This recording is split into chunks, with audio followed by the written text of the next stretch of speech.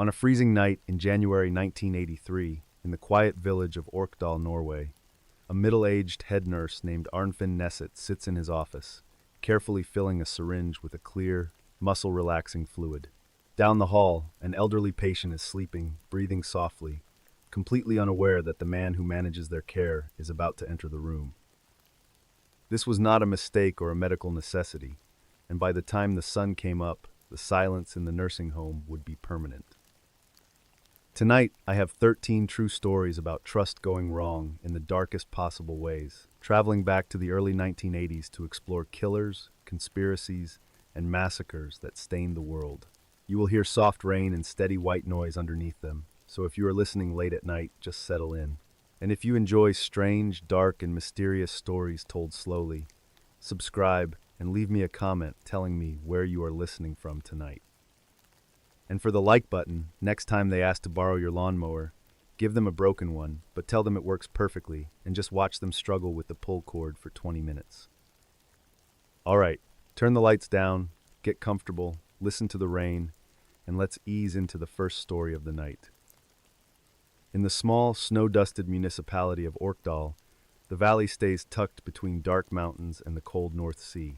Life here in the early 1980s moved at a predictable, glacial pace, where the most important building in town was often the Orkdal Nursing and Reform Home.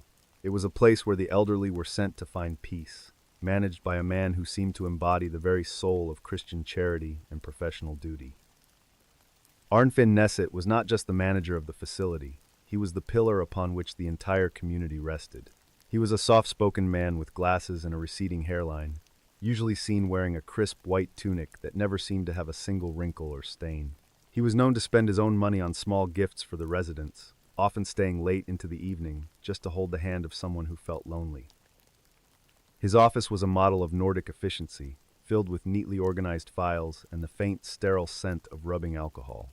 On his desk, he kept a small Bible and a framed photograph of his family, projecting the image of a man whose conscience was as clear as the mountain air. Neighbors saw him as a hero, a man who had found his true calling in serving those who could no longer serve themselves. Inside the wards, the atmosphere was usually one of hushed television sets and the rhythmic squeak of rubber soles on linoleum. Every morning, Arnfinn would make his rounds, greeting each patient by name and checking their charts with a focused, analytical gaze. He was the one the families thanked at funerals, the one who offered a steady shoulder when the burden of grief became too heavy to carry. There was a specific routine he followed during the long, dark winter months when the sun barely rose above the horizon. He would often be the last one to leave the medicine room, meticulously checking the inventory of the heavy steel cabinets. The other nurses respected his diligence, never questioning why the head of the facility was so personally involved in the mundane task of counting vials and syringes. In late 1982, a young nurse named Marie was conducting a routine audit of the pharmaceutical supplies when she noticed a discrepancy. A significant amount of a drug called Curacit was missing from the locked cabinet, a powerful muscle relaxant typically used during major surgeries to stop a patient from breathing. It was a substance that had no logical use in a standard nursing home environment. She mentioned it to Arnfinn during a coffee break, assuming there had been a clerical error or a shipment mistake. He looked at her with a calm, paternal smile and told her not to worry, explaining that he had already contacted the supplier to rectify the situation. His voice was steady and his eyes remained kind, giving her no reason to doubt the man she had looked up to for years. However, the deaths in the facility were beginning to follow a pattern that felt statistically impossible, even for a home for the elderly. Patients who had been stable and eating breakfast in the morning would be found blue and lifeless by mid-afternoon. There were no gasps for air, no signs of struggle, and no lingering illnesses that could explain the sudden, total cessation of their vital signs. You are standing in a dimly lit hallway at 3 a.m, watching a door click shut as a shadow retreats into the administrator's office. The air is heavy with the smell of floor wax and something sharp, like chemicals, but the silence coming from room 12 is deeper than sleep. You realize that the person you trust most to keep you alive is the only one who knows exactly when your heart will stop. By early 1983, the local police began to receive anonymous tips about the sheer volume of heart failure cases coming out of Orkdal. An investigator named Jens arrived at the home, expecting to find a simple case of administrative negligence or perhaps a single accidental overdose. He started by reviewing the purchase orders for the pharmacy, specifically looking for the muscle relaxant Marie had mentioned. The paper trail revealed that Arnfinn had personally ordered enough Curacit to paralyze a small army over the course of several years. When Jens sat down across from the head nurse in that neat, sterile office, he expected resistance or a complex web of lies. Instead, he found a man who looked relieved, as if he had been waiting for someone to finally ask him about the weight he was carrying. During the initial interrogation, the calm facade did not break. It simply shifted into a different kind of precision. Arnfinn began to list names, dates, and dosages with the same clinical detachment he used for his daily reports. He claimed that he was acting out of a sense of divine mercy, convinced that he was the only one brave enough to end the suffering of the elderly. The investigation soon expanded as police realized the scope of the killings might span over a decade. They began the grim process of exhuming bodies from the local churchyard, but the nature of Curacit made it nearly impossible to detect after several months in the ground. The drug mimics natural processes as it breaks down, leaving behind a ghost that the forensic technology of 1983 could not catch. The narrator observes that the most terrifying thing about the case was not the poison itself, but the way the community continued to defend him. Even as the news broke, former staff members insisted there must be a mistake, unable to reconcile the man who bought them chocolates with the man who had systematically silenced 27 people. It suggests that evil often wears the most helpful mask available. As the trial approached, Arnfinn suddenly retracted his confessions, claiming he had been under immense psychological pressure and had made up the stories to please the investigators. The legal battle became a question of medical probability versus circumstantial evidence. Prosecutors had to reconstruct the final moments of dozens of victims using only the testimony of nurses who had seen him entering rooms with a tray. The evidence eventually focused on 22 specific cases where the timing of the deaths coincided perfectly with Arnfinn's presence and the missing vials of Curacit. There were no eyewitnesses to the actual injections, only the trail of empty glass and the sudden, silent expiration of human beings. The tension in the courtroom was thick with the realization that the killer had never raised his voice or shown anger. I think the true horror lies in the fact that he didn't view his victims as people, but as checkboxes in a personal mission of misguided salvation. In 1983, the court found Arnfinn Nesset guilty of 21 murders, the largest number in Norwegian history at the time. He was sentenced to 21 years in prison, which was the maximum penalty allowed under Norwegian law. The motive remained a murky blend of a god complex and a twisted interpretation of medical ethics that left the families of Orkdal with no real closure. After serving 12 years of his sentence with exemplary behavior, he was released in the mid-90s under a new identity. Inside the modern, highly secure archives of the Norwegian Ministry of Justice, the records of his current whereabouts remained strictly classified by the Norwegian government to prevent vigilante justice. He would be in his late 80s now, living as a ghost in the very society he once terrorized with a syringe and a smile. The silence that once filled the halls of the Orkdal nursing home has been replaced by modern protocols, but the name Nesset remains a whispered warning in medical schools across Scandinavia. It serves as a reminder that the most dangerous person in the room is often the one who is most eager to help you go to sleep. The cold winds of the Norwegian mountains seem to carry that same silence across the ocean, moving south toward the rainy, gray riverbanks of the American West.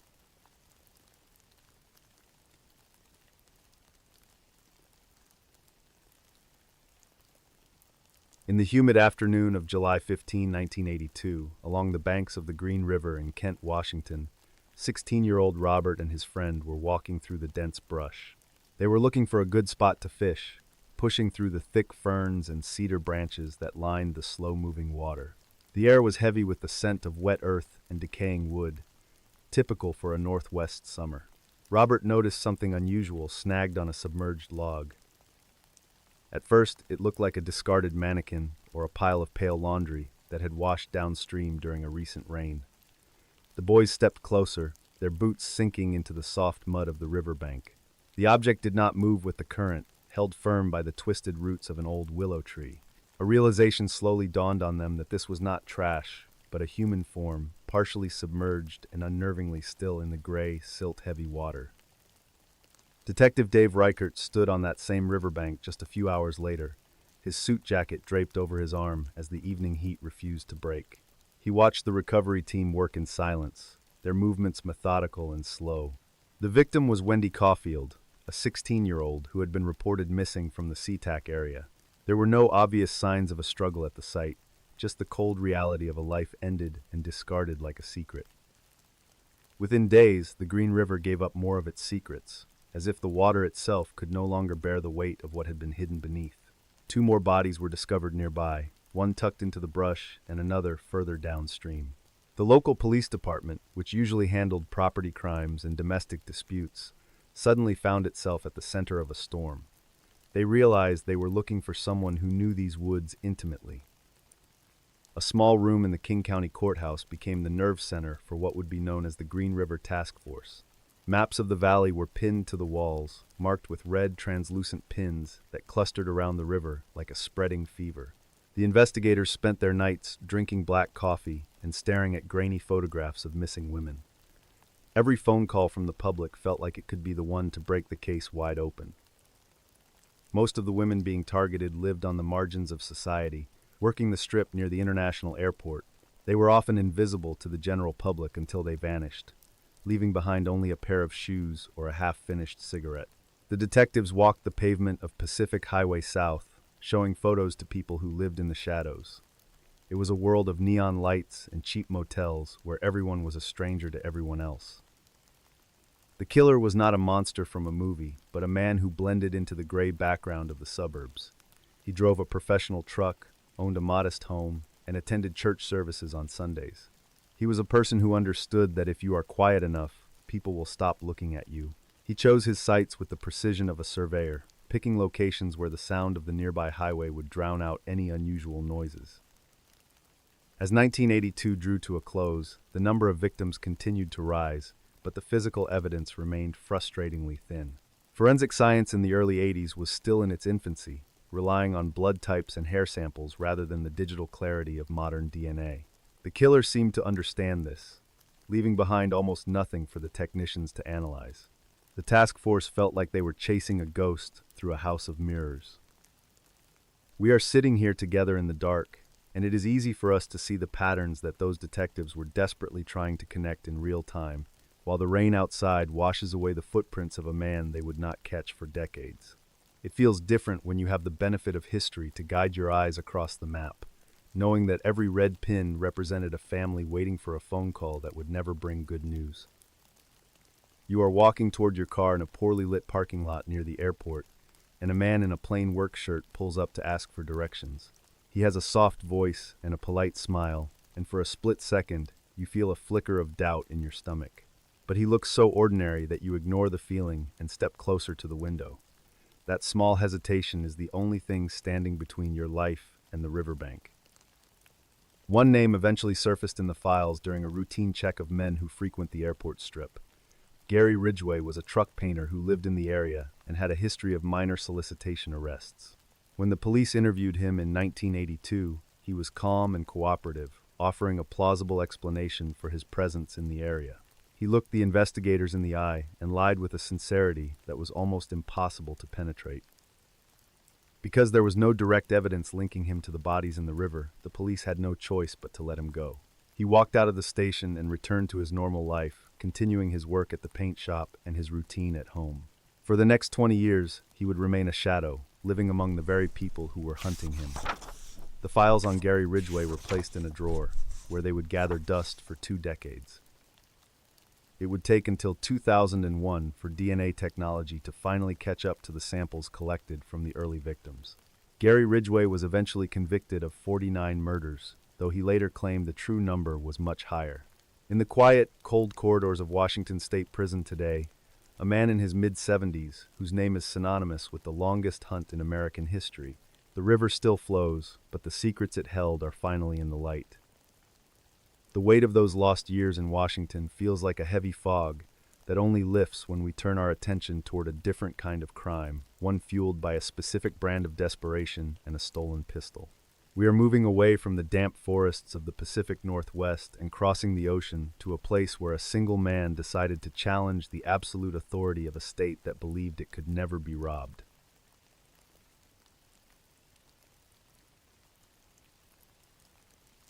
On a humid afternoon in April 1982, in the busy streets of Taipei, a 69-year-old war veteran walked toward the land bank of Taiwan.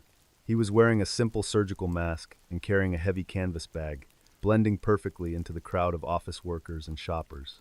The air was thick with the smell of street food and exhaust, a normal Tuesday in a city that prided itself on being one of the safest in the world. The man had lived a quiet, almost invisible life in a small rented room, spending most of his time feeding stray cats and chatting with neighbors about the old days. He was a retired soldier from the mainland, living on a meager pension that barely covered his basic needs. To those who knew him, he was just another lonely old man, a remnant of a different era who posed no threat to anyone. No one saw the weight of the stolen police pistol inside his bag. He stepped through the heavy glass doors of the bank and immediately fired a single shot into the ceiling, the crack of the handgun echoing like a thunderclap in the marble lobby. The customers froze in mid-motion, their faces twisting from confusion to pure terror as the reality of the situation took hold. The veteran did not shout or wave the gun erratically. He moved with a military precision that suggested he had planned every second of this encounter. He leaped over the teller counter with a physical agility that defied his age, shoving bundles of cash into his bag while the employees huddled under their desks. In less than 5 minutes, he was back out on the street, disappearing into the heavy traffic before the police could even be dispatched. He had just committed the first armed bank robbery in the history of modern Taiwan, making off with over 5 million Taiwan dollars and leaving the authorities in shock. The government was embarrassed, as the heist had occurred during a period of strict martial law when the police were supposed to have total control over the streets. The pressure to find a suspect was immense, coming down from the highest levels of the administration. They needed a culprit quickly to prove that the state was still capable of protecting its citizens. This desperation led them to a taxi driver named Wang Yingshen, who only looked vaguely like the man on camera. Wang was a hard-working family man with no criminal record, but the investigators were convinced they had found their culprit. They took him to a secluded basement where the laws of the outside world no longer applied, using every method at their disposal to force a confession. They did not want the truth. They wanted a signature on a piece of paper that would close the case. The air in that room was cold and stagnant, filled with the sound of heavy boots and the smell of fear. You are sitting in a wooden chair with your hands cuffed behind your back, watching the detective light a cigarette. He tells you that your family is waiting at home, and all you have to do to see them again is say the words he wants to hear. You look at the dark stains on the floor and realize that no matter what you say, the door is not going to open. The choice between your dignity and your life has already been made for you in the silence of this concrete basement. I believe the true failure of that investigation was the assumption that a confession, no matter how it was obtained, was more valuable than the truth itself. It is a chilling thought that an innocent man's life could be traded for a sense of public security, leaving a family broken while the real culprit was still walking the streets. We often want justice to be fast, but speed can sometimes be the enemy of what is actually right when the stakes are this high. 10 days after the robbery, a man named Li Shike was caught while trying to spend some of the stolen bills at a local shop. He confessed immediately, showing the police the remaining cash hidden under his bed. The news of his arrest came too late for Wang Yingshen, who had died in custody under circumstances that the government tried to cover up. The public celebration was quickly overshadowed by a growing anger over the treatment of an innocent man by the law. Li Shike was executed just 40 days after his arrest, a swift end meant to restore the public's faith in the justice system. However, the case became a turning point in Taiwanese history, fueling the movement for legal reform and the eventual end of martial law. Walking through the transparent, reformed legal framework of modern Taipei, Li is remembered as a folk hero by some and a villain by others, but the statue of him in a small temple serves as a permanent reminder of the day the safety of Taiwan was proven to be an illusion. The echoes of that gunshot in Taipei eventually fade, replaced by the crackling of wood in a different kind of fire.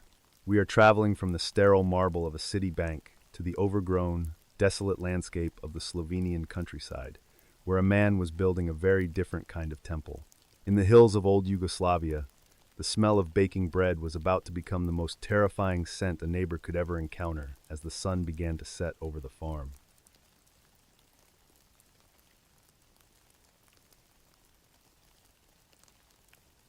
In the rolling hills of Dolenja Vas, Slovenia, Metod Trobek was tending to his isolated farmhouse during the autumn of 1978.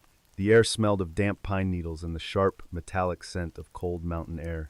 He moved with a heavy, purposeful gait, carrying a stack of dry firewood toward the outdoor brick oven that sat behind the main house.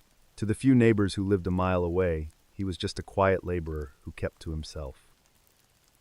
Metod was a man of few words, often seen at the local factory where he worked the day shift without ever making a friend. He lived in a world of silence and routine, returning to his farm every evening to work the land until the sun dipped below the jagged peaks.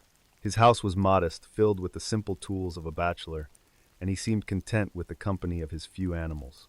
No one ever suspected that he had a magnetic pull for lonely women. The farmhouse had a specific, lingering odor of wood smoke and old stone that seemed to cling to Metod's clothes even when he was in town.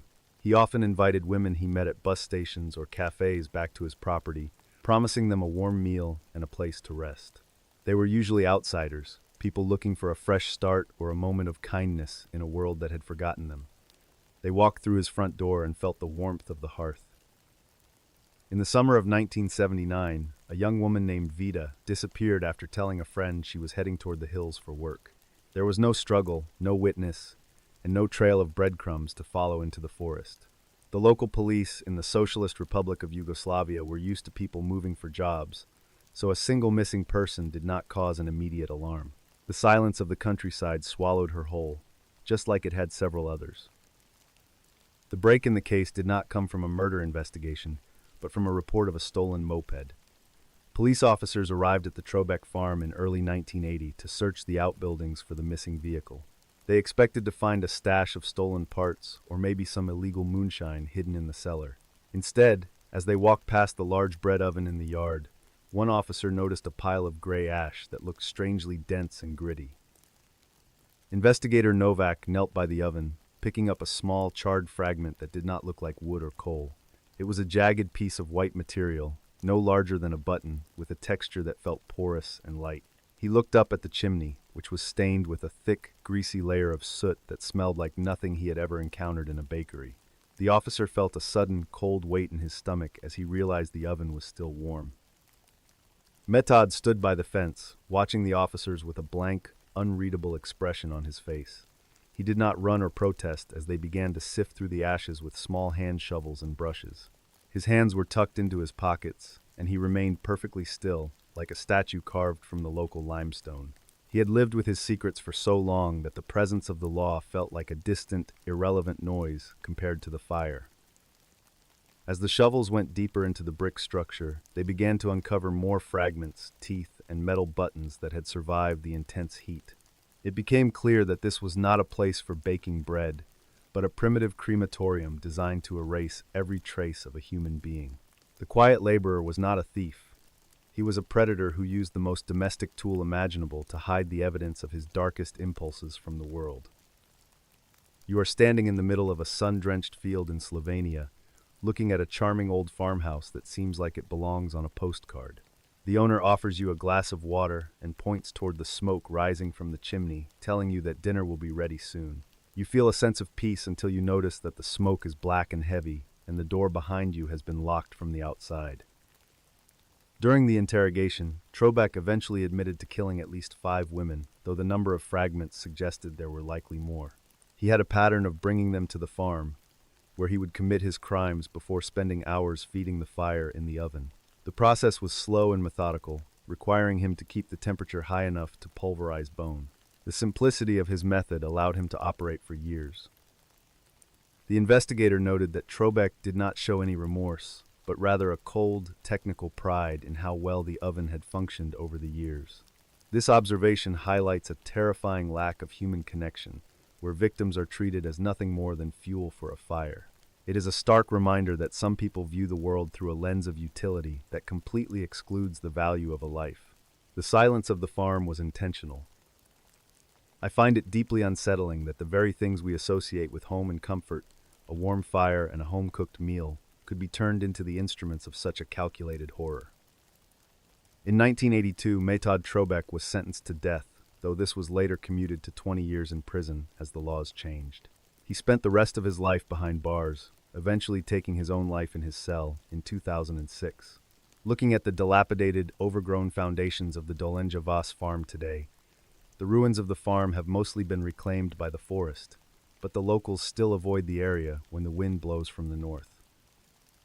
The story remains a scar on the history of the region. The smell of that Slovenian smoke seems to linger, but it transforms into the acrid scent of industrial chemicals as we move north. We are leaving the rural silence for the rhythmic pounding of a factory floor in Finland, where a different kind of fire was about to break out in the middle of a winter morning. The transition from the farm to the factory floor is marked by a shift from the ancient to the modern, where violence finds a new, metallic home.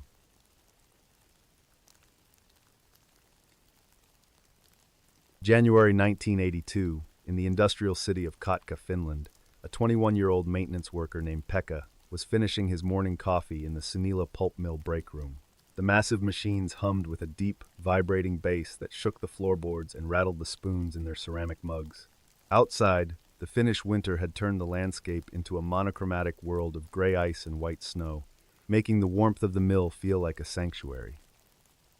The air inside the factory was thick with the heavy scent of wet wood pulp and sulfur, a smell that most of the employees stopped noticing after their very first week on the job. Pekka adjusted his heavy leather tool belt, feeling the familiar weight of the wrenches and hammers against his hip as he stood up to return to his station. He looked at the clock on the wall, which ticked loudly against the backdrop of the grinding gears that were constantly turning in the distance. He stepped out of the break room and onto the narrow metal catwalk that overlooked the main production floor of the facility. Below him, the giant rollers spun at incredible speeds, flattening the wood fibers into endless sheets of thick, damp paper. His heavy work boots made a sharp, rhythmic clanging sound on the steel, grating as he headed toward the conveyor section for a routine inspection of the primary drive motor that powered the entire assembly line. Pekka was thinking about the hockey game he planned to attend that weekend with his younger brother in the city center. He had already bought the tickets, which were tucked safely inside his locker near the main entrance of the plant. It was a small luxury he looked forward to every single month, a simple way to forget the repetitive nature of the mill and the biting cold of the coastal winds that whipped off the Baltic Sea and through the industrial district. He passed a colleague named Mikko, who was busy greasing a set of large bearings near the drying station at the far end of the floor. They exchanged a brief, silent nod, the kind of communication that happens between men who have worked side by side for years in a noisy environment. There was no need for words when the machinery provided the only soundtrack they ever required for their daily labor in the heart of the paper factory during the long winter months. Pekka reached the lubrication station and began his work, carefully applying oil to the moving parts of the heavy machinery with a long-necked metal can. He moved with a practiced ease, his hands knowing exactly where to reach without him having to look directly at the gears. It was a comfortable, predictable existence where the biggest worry was usually a jammed roller or a minor power fluctuation during a heavy winter storm that might knock out the local grid. The sound of the machinery was so loud that the first few pops were easily dismissed as simple backfires from the heavy transport trucks in the loading bay. Pekka went back to his work, wiping a smudge of grease from the glass cover of a pressure gauge with the corner of his sleeve. He did not realize that the rhythmic thumping of the conveyor belt was now competing with a different kind of percussion that was rapidly approaching his station from the main floor. He saw a young man named Sulo walking toward the center of the production area, carrying a long object that was wrapped in a piece of dark, heavy cloth. Sulo was only 21 years old and had always been known as a quiet, somewhat withdrawn employee who rarely complained about the workload. He did not look angry or distressed, but his eyes were fixed on a point far beyond the machinery, as if he were walking in a deep trance toward an inevitable conclusion. Sulo stopped near the main control panel and slowly unwrapped the cloth, revealing a semi-automatic rifle that looked completely out of place in the industrial setting. The light from the overhead lamps glinted off the polished barrel as he raised the weapon to his shoulder with a steady hand. Pekka watched from the catwalk, his mind struggling to process why a fellow worker would bring a powerful firearm into the middle of the mill during a standard morning shift. The first shot hit a senior foreman who was standing near the assembly line, dropping him instantly to the hard concrete floor. The sound was deafening in the enclosed space, bouncing off the corrugated metal walls and mixing with the sudden screams of the nearby workers. Pekka felt a surge of adrenaline that made his vision sharpen, even as his heart hammered against his ribs with a force that felt like it would break his chest in the freezing air of the factory. Sulo moved with a terrifying, calm deliberation, firing at anyone who crossed his path as he walked toward the administration offices at the rear of the building. He did not shout any demands or offer any explanation for his actions, acting more like a programmed machine than a human being. The workers began to scramble for cover, hiding behind massive rolls of paper and heavy equipment as the bullets whistled through the air of the mill and struck the steel pipes. You are crouching behind a stack of industrial pallets, pressing your face against the cold wood as the sound of heavy footsteps grows louder on the concrete. The smell of gun smoke has replaced the familiar scent of pulp, and you realize there is nowhere to run because the exit doors are locked for the winter shift. Every breath you take feels like it might be the last one allowed in this metal cage, while the shooter moves slowly toward your hiding spot. Pekka stayed low on the catwalk, crawling on his hands and knees toward the emergency ladder that led to the maintenance roof. He could hear the chaotic sounds below him, the frantic shouting of his friends, and the rhythmic, terrifying crack of the rifle echoing through the rafters. He reached the ladder and began to climb, his fingers trembling with cold and fear as he gripped the frozen rungs of the narrow metal structure that shook with every heavy movement. From his vantage point near the ceiling, he saw a group of workers huddled in a corner near the chemical storage tanks at the edge of the floor. They were trapped between the heavy machinery and the advancing gunmen, with no way to defend themselves against the sudden onslaught. The vulnerability of his co-workers made Pekka feel a wave of helplessness that was almost as painful as the fear that was coursing through his own body as he reached the top of the ladder. The local police arrived at the Sunila mill within 10 minutes of the first emergency call, surrounding the massive complex with armored vehicles and sharpshooters. They didn't know the layout of the interior, which made a direct assault incredibly dangerous for everyone involved in the crisis. The factory was a labyrinth of steam pipes and narrow walkways that favored someone who knew the terrain and could move silently in the shadows without being detected. The first police officers on the scene were local patrolmen who had never faced a situation of this magnitude in their entire careers. They stood at the edge of the property, watching the plumes of steam rise into the frozen air, unsure if they were facing a single gunman or a coordinated attack. The confusion was compounded by the fact that the factory sirens had not been activated, leaving the rest of the city unaware of the horror unfolding inside the walls. A specialized tactical unit moved through the main loading dock, using the steam from the paper machines as a natural screen to hide their slow movements. They moved in a tight formation, their eyes scanning the shadows for any sign of the young gunman who had turned the factory into a war zone. The roar of the machinery was still going, making it nearly impossible to hear the location of the next shot or the movement of the suspect as they cleared the floor. As the officers reached the administration wing, they found a trail of discarded shell casings that led toward the upper observation deck of the plant. They expected a final, bloody confrontation with a man who had already taken several lives without hesitation or mercy. However, when they burst through the final set of double doors with their weapons drawn, the only sound they heard was the fading hum of the industrial ventilation system clearing the air of smoke. Sulo was slumped against the railing of the observation deck, the rifle lying on the floor several feet away from his outstretched hand. He had turned the weapon on himself just moments before the police reached his position, ending the violence as abruptly as it had begun in the break room. The silence that followed was heavy and suffocating, punctuated only by the distant sound of an ambulance siren coming from the city streets through the broken windows. The narrator observes that the most chilling part of the scene was the absolute lack of a suicide note or any written record of the young man's intentions. It was as if he wanted his reasons to die with him, leaving the survivors to search for answers in a vacuum that could never be filled by a police report. The factory eventually returned to its normal state, but the atmosphere had changed into something heavy and unrecognizable for those who remained there. When the forensic teams eventually entered the break room, they found Pekka's half-finished cup of coffee still sitting on the table, now stone-cold in the winter air. It was a mundane detail that brought the reality of the situation home for the investigators, a reminder of how quickly a life can be interrupted. They collected the cup as evidence, but it mostly served as a silent witness to the suddenness with which the peace had been shattered that morning. Investigators spent weeks interviewing the family and friends of the young gunman, trying to find a motive for the sudden explosion of violence. They discovered that Sulo had been struggling with a sense of profound isolation and had recently been denied a promotion he felt he deserved at the mill. These minor setbacks had fermented in his mind until they transformed into a lethal, focused resentment against the world that ignored him during his daily shifts.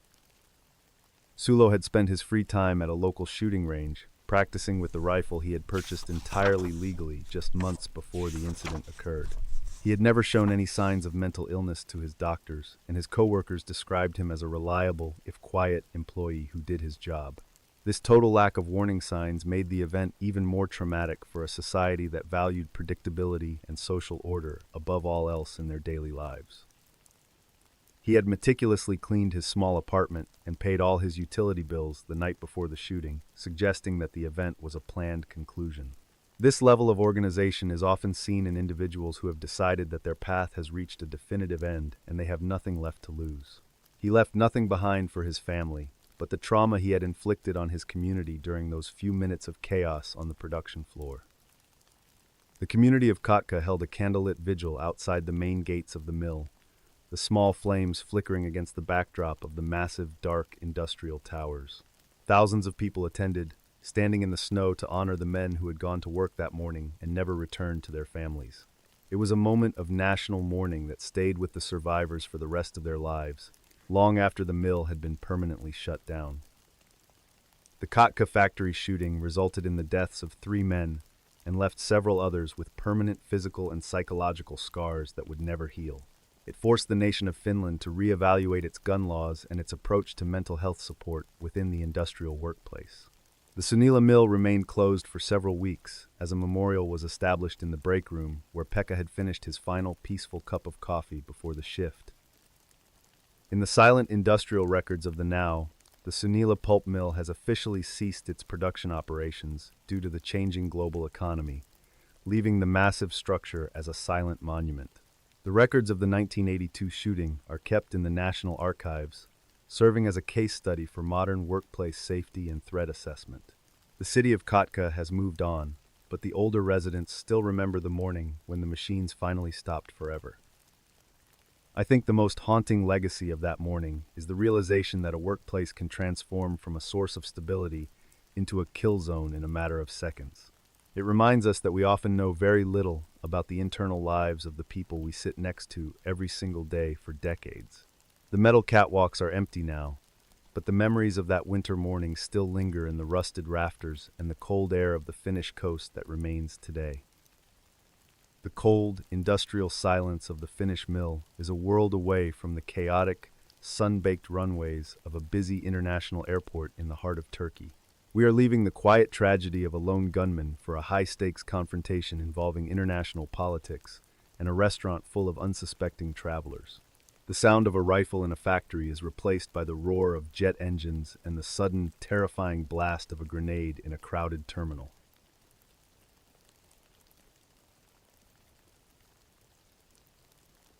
On a warm Saturday afternoon in August 1982, at the Esenboğa International Airport in Ankara, 34-year-old Ahmet was checking his watch while standing in a long queue.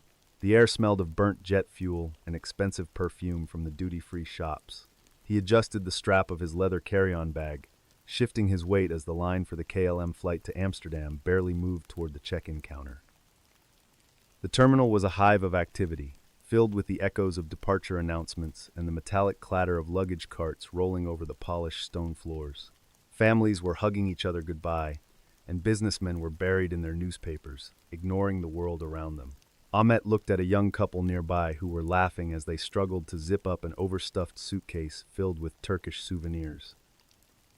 He decided he had enough time for a quick coffee and began scanning the upper level for the airport restaurant. The sun streamed through the massive glass windows, illuminating the dust motes dancing in the air above the crowded waiting area. Everything felt stable and organized, a testament to the modern efficiency of Turkey's primary international gateway during the height of the summer travel season in the early 80s. He took a few steps toward the escalator, noticing the way the light glinted off the chrome railings and the clean, white marble of the floor. There was a sense of excitement in the air, that specific energy of people about to cross borders and start new adventures. He thought about the work meetings waiting for him in the Netherlands, and the quiet hotel room he had booked near the canal, a world away from the heat of Ankara. The escalator moved with a soft, mechanical hum, carrying him slowly toward the mezzanine level where the shops and cafes were located. From this vantage point, the people below looked like ants scurrying across a vast, tiled map of the world. Ahmet reached the top and turned toward the restaurant, passing a security guard who was lazily leaning against a wall, his mind clearly focused on the end of his shift. He sat down at a small table near the railing, ordering a strong Turkish coffee from a waiter who moved with a weary, practiced grace. The restaurant was about half full, mostly occupied by families and travelers looking to escape the noise of the main hall. He pulled a paperback book from his bag and opened it to a marked page, but his eyes kept drifting back to the panoramic view of the runways stretching out into the distance. He had just taken his first sip of the hot liquid when a sharp, percussive blast ripped through the terminal, shattering the glass panels near the main entrance. The sound was not a mechanical failure or a sonic boom from a departing jet. It was the unmistakable, bone-shaking roar of a military-grade grenade. For a split second, the entire airport seemed to hold its breath as the white smoke began to curl toward the high vaulted ceiling. The silence lasted only a heartbeat before it was shattered by the rhythmic, metallic chatter of submachine guns that replaced the hum of the air conditioning. People dropped to the floor instantly, covering their heads with their hands as bullets began to whistle through the air and strike the metal check-in desks. Ahmet saw a cloud of dust erupt from a nearby pillar as a spray of lead tore into the expensive stone and plaster. Two men dressed in dark, nondescript clothing ran through the main gate, their weapons raised as they moved with a frantic and desperate energy through the terminal. They were not looking for a specific target, but were firing indiscriminately into the crowds of passengers who were trying to find an exit. The attackers moved in a practiced formation, one covering the other as they advanced toward the center of the building. Ahmet didn't think. He just lunged behind a thick concrete pillar near the passport control booths, pressing his back against the cold stone. To his left, a luggage cart had been abandoned in the middle of the floor, its wheels still spinning slowly in the sudden chaos. He could hear the sound of heavy boots running across the tiles, followed by the terrifying, high-pitched scream of someone who had been caught in the crossfire. One of the gunmen turned toward the upper mezzanine, shouting something in a language Ahmet didn't recognize as he tossed another small object into the air. A second explosion followed, even louder than the first, sending a shower of plaster and metal fragments raining down on the waiting area. The smell of gun smoke was thick now, mixing with the acrid scent of burning plastic and the metallic tang of blood on the floor. The attackers began herding a group of about 20 passengers toward the back of the airport restaurant, using the furniture to create a makeshift barricade. They flipped over the heavy wooden tables and stacked the chairs against the glass windows, creating a small fortress in the middle of the terminal. Ahmet watched from his hiding spot as the gunmen forced people to sit on the floor, their faces pale with terror. You are lying flat on the floor of the cafe, feeling the vibration of heavy boots approaching from the hallway as your fingers grip the edge of a tablecloth. The man standing over you is not looking for money or a way out.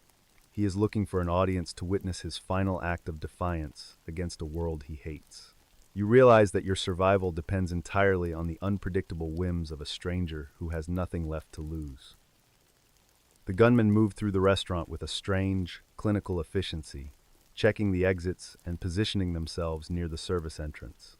They ignored the cries of the wounded, focusing only on the perimeter they had established around their captives. One of them pulled a radio from his pocket and began speaking in a low, urgent tone, his eyes never leaving the doorway where the police were likely to appear. Within minutes, the Turkish special forces had surrounded the airport, cutting off all power and communication to the terminal building. The sound of sirens filled the outside air, but inside the restaurant, the silence was only broken by the occasional sob of a hostage. The police were trying to determine who the attackers were and what they wanted before making a move that could end in a massive loss of human life. The narrator observes that the layout of the terminal, with its wide-open spaces and few places to hide, was perfectly suited for a tactical ambush. It seems that the attackers had studied the movements of the security patrols for weeks, waiting for the exact moment when the shift change left the main gates vulnerable. This level of preparation suggests a mind that has completely detached itself from the human cost of the plan. Negotiators tried to establish contact with the gunmen through the airport's internal phone system, hoping to de-escalate the tension before the sun went down. The men identified themselves as members of a secret militant organization, claiming they were there to draw the world's attention to a political cause. They made no demands for money or transport, only for the release of specific prisoners held in foreign jails. Inside the barricaded restaurant, the air grew hot and stagnant as the ventilation system was shut down by the authorities. A young woman in a floral dress was clutching her husband's hand, her eyes fixed on the man with the rifle who was pacing back and forth near the bar. Every time he stopped, the entire room seemed to hold its breath, waiting to see if he would raise his weapon or continue his restless, silent walk. The gunman had laid out several grenades on a nearby table, their metallic shells glinting in the dim light of the emergency lamps.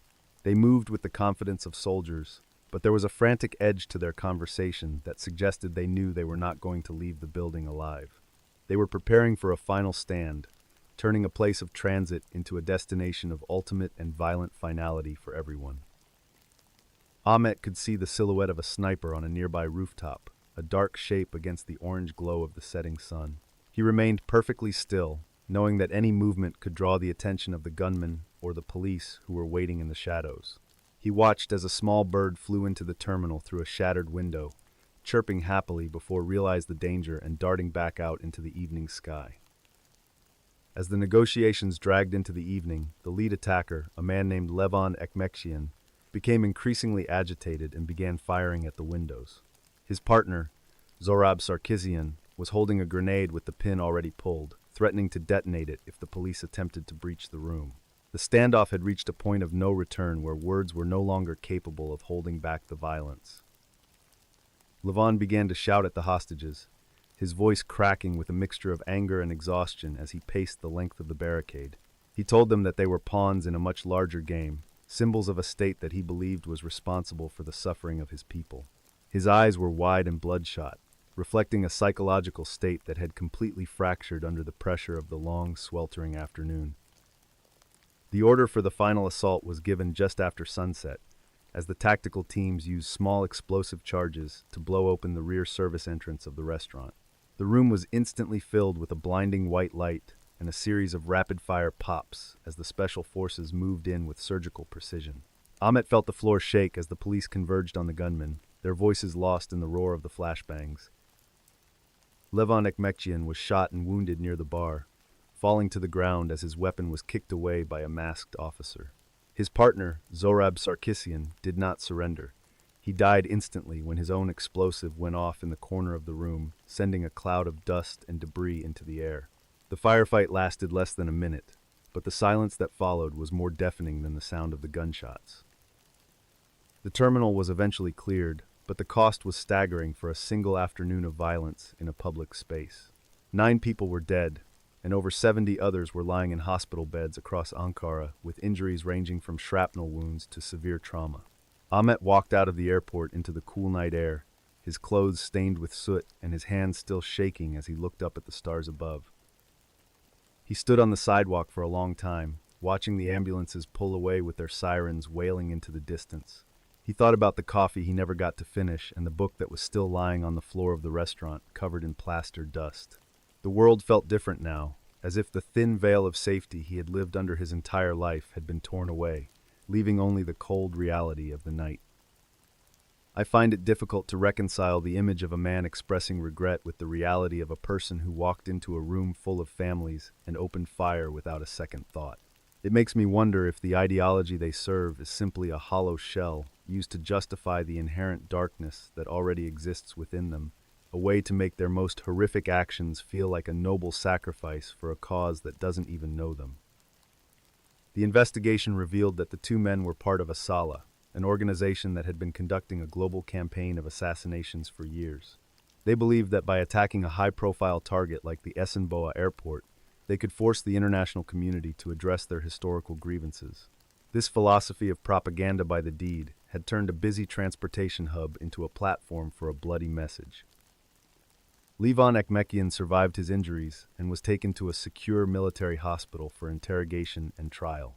During his time in custody, he reportedly expressed regret for the loss of innocent lives, claiming that he had been brainwashed by the leaders of his organization.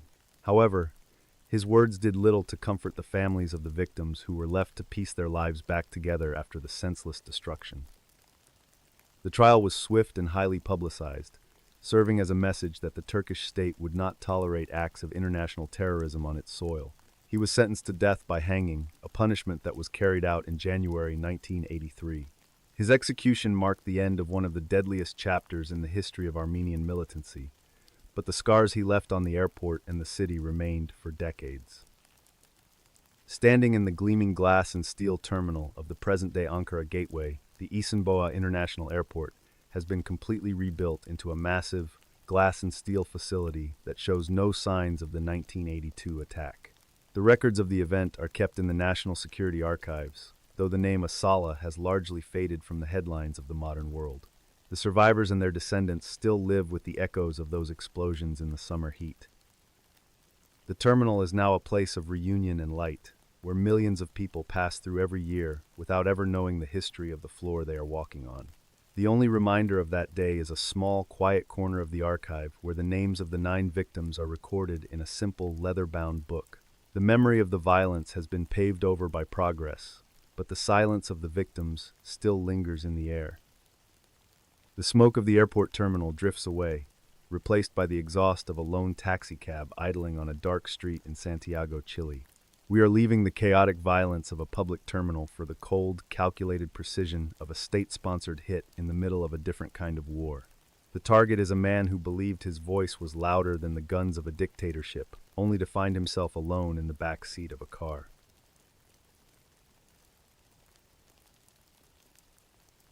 In the quiet suburbs of Santiago, Chile, 61-year-old Tucapel Jiménez was pulling his light blue taxi away from the curb during the early morning hours of February 25, 1982.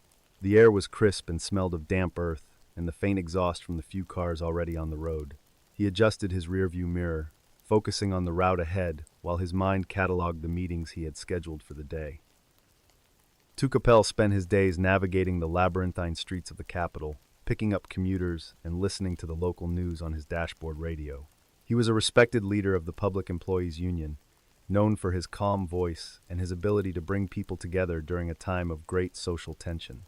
His taxi was not just a way to make ends meet, but a moving office where he could speak freely with those who shared his vision. On the morning of his death, he had promised his wife, Heyday, that he would be home early for a family dinner. He had spent the previous evening playing with his grandchildren, showing them how to build a small wooden birdhouse in the garage.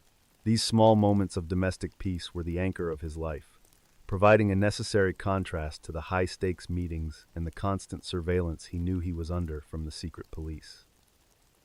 He had been working late on a proposal to unite several fragmented labor groups into a single national federation. He knew the risks of such a move, but he felt a profound responsibility to the workers who relied on his leadership. His colleagues described him as a man of absolute integrity, someone who could not be bought or intimidated by the threats that were often delivered in anonymous letters left on his doorstep or slipped under his door. The taxi was a 1976 model, meticulously maintained and kept in pristine condition despite the dusty roads of the outskirts.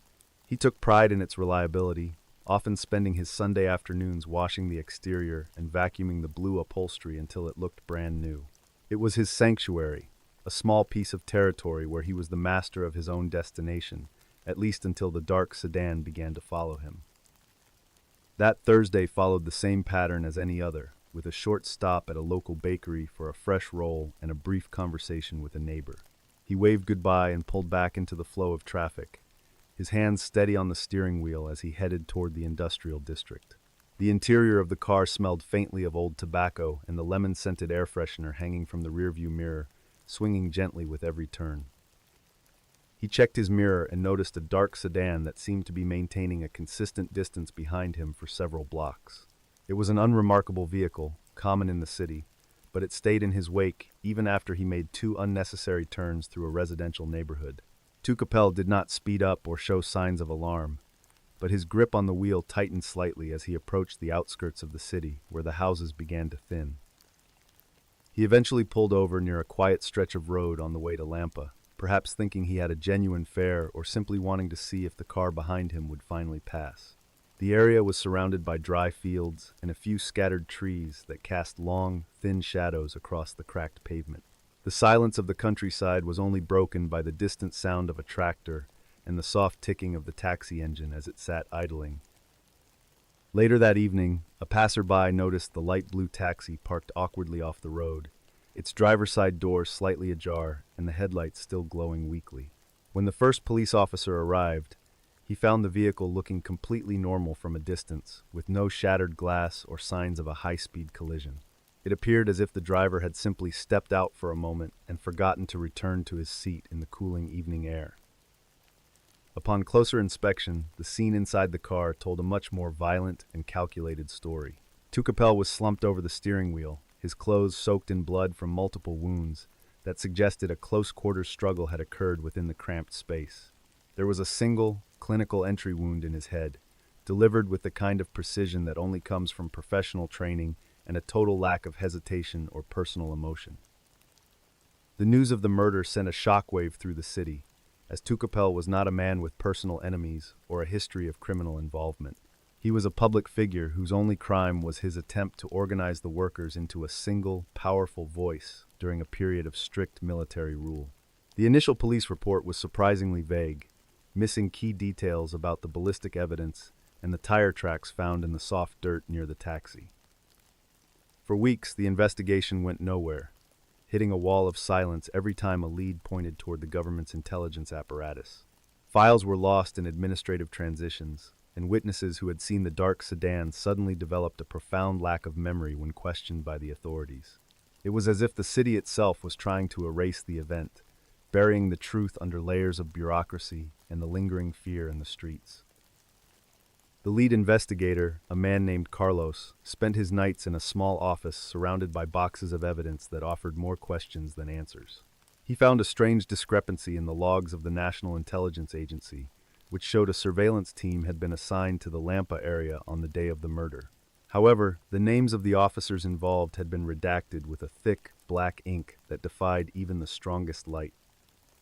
We are walking down these same streets today, passing the spots where the dark sedans used to idle in the shadows, and it is hard not to feel the weight of those unspoken secrets. The silence of that era was not an absence of sound, but a heavy, intentional blanket designed to keep the truth from reaching the surface of public awareness until it was too late for the families to find anything resembling a real answer for their loss. You are sitting in the back of a taxi at night, watching the back of the driver's head as he navigates the dark corners of a city you no longer recognize.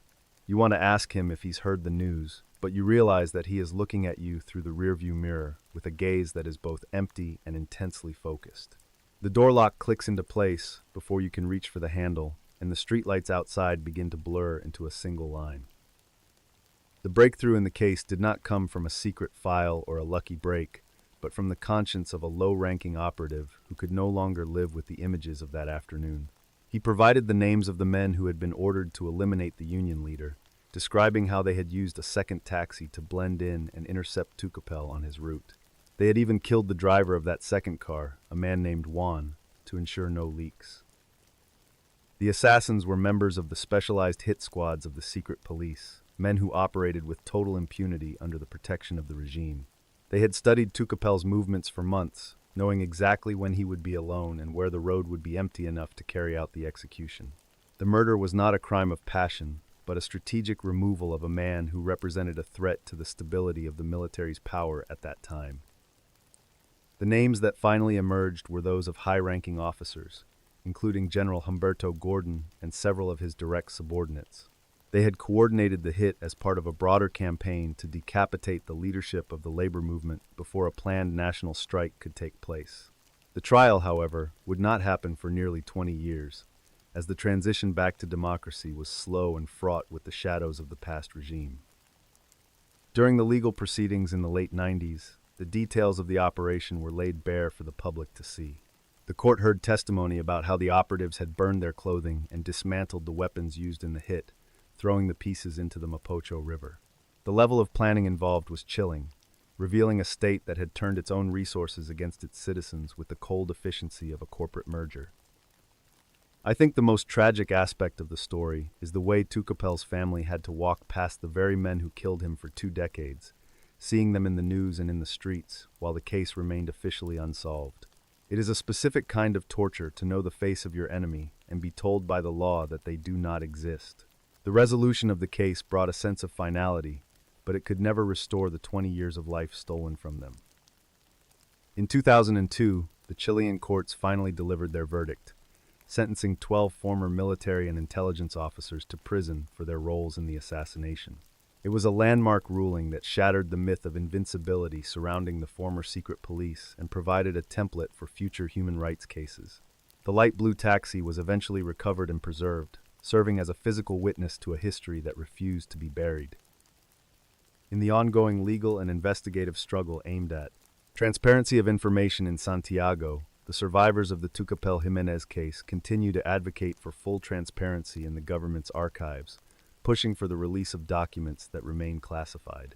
The men convicted of the murder have mostly completed their sentences or passed away in custody, but the legal precedent they set continues to influence the way the country deals with its internal scars.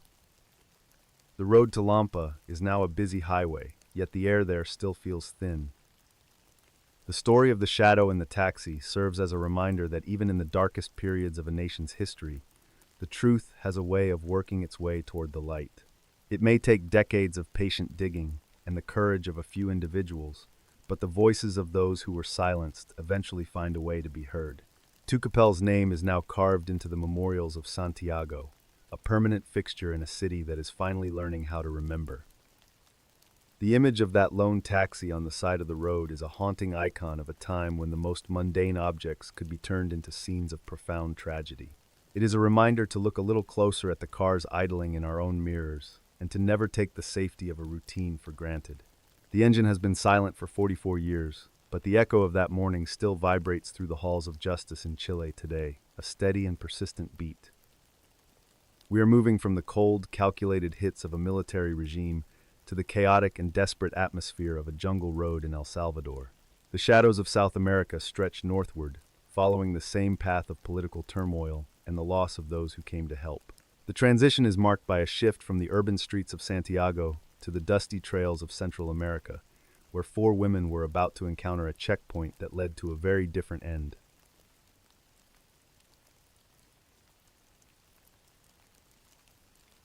Along the dusty road to La Libertad, 34-year-old Jean Donovan was steering her white Toyota van toward the international airport on the evening of December 2, 1980.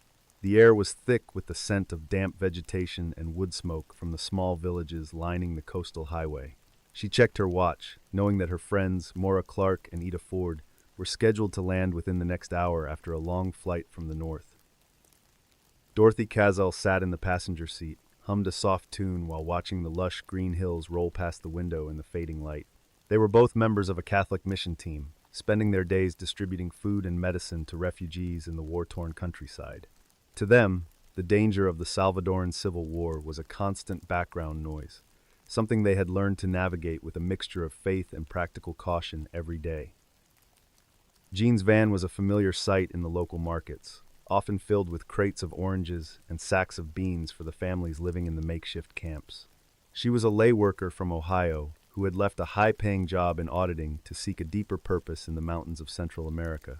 Her friends often joked that she was the only person in the province who could balance a mission's budget and fix a flat tire on a muddy mountain trail with equal skill. Before leaving for the airport that night, Jean had spent the afternoon teaching a group of local children how to sing a popular American folk song. She sat on the porch of the mission house, her guitar resting on her knee, laughing as the kids struggled with the foreign pronunciation of the lyrics. It was a moment of pure, uncomplicated joy that stood in stark contrast to the grim reports of violence coming from the northern provinces during the week. The interior of the van was cluttered with maps, Spanish-language books, and a few stray rosary beads hanging from the rearview mirror. It was their mobile sanctuary, a place where they could share stories about their families back home while moving through a landscape that was increasingly defined by political violence. They believed their status as American citizens and religious workers provided a thin layer of protection from the unpredictable local militias. As they approached the airport, the traffic began to slow near a newly established military checkpoint manned by the National Guard. The soldiers looked young and tired, their olive-drab uniforms stained with sweat and dust from a long day under the tropical sun. Jean rolled down her window and offered a polite smile, showing her identification papers to the guard who leaned against the doorframe with a heavy, unreadable expression on his face. Everything seemed routine as they were waved through the gate, the metal barricade clattering shut behind them as they entered the airport grounds. They found Mora and Ida waiting near the baggage claim, their faces lighting up with relief at the sight of familiar faces after their journey from Nicaragua. The four women embraced, oblivious to the fact that they were being watched by several men in plain clothes standing near the crowded taxi stand. The drive back toward the mission house started under a moonless sky, with the headlights of the Toyota cutting a lonely path through the darkness of the coastal road. They talked about the upcoming Christmas celebration and the need for more supplies at the local clinic, their voices filled with the quiet energy of a shared mission. The road was mostly empty, save for the occasional shadow of a wandering animal or a distant flickering light in the bush. A few miles from the airport, a dark green truck pulled out from a side road and began to follow them at a distance, its lights turned off to stay hidden. Jean noticed the silhouette in her mirror, but assumed it was just a local traveler navigating the blackout conditions of the rural highway. She maintained a steady speed, her hands relaxed on the steering wheel as she listened to Ida describe the situation in the neighboring villages she visited. Suddenly, the green truck accelerated and swerved in front of the van, forcing Jean to slam on the brakes and bring the vehicle to a dusty halt in the middle of the road. 5 men in National Guard uniforms jumped from the back of the truck, their rifles raised and their faces partially obscured by the shadows of their caps. There was no shouting or explanation, only the sharp metallic sound of bolts being racked back in the heavy silence. The narrator notes that the road to La Libertad had become a place where the law of the land was, whatever the man with the gun decided it was that night. It is a chilling detail that the very people sworn to protect the borders were the ones turning the highway into a trap for those who came to help. The transition from a peaceful drive to a hostage situation happened in the space of a single breath, leaving no room for any kind of scream.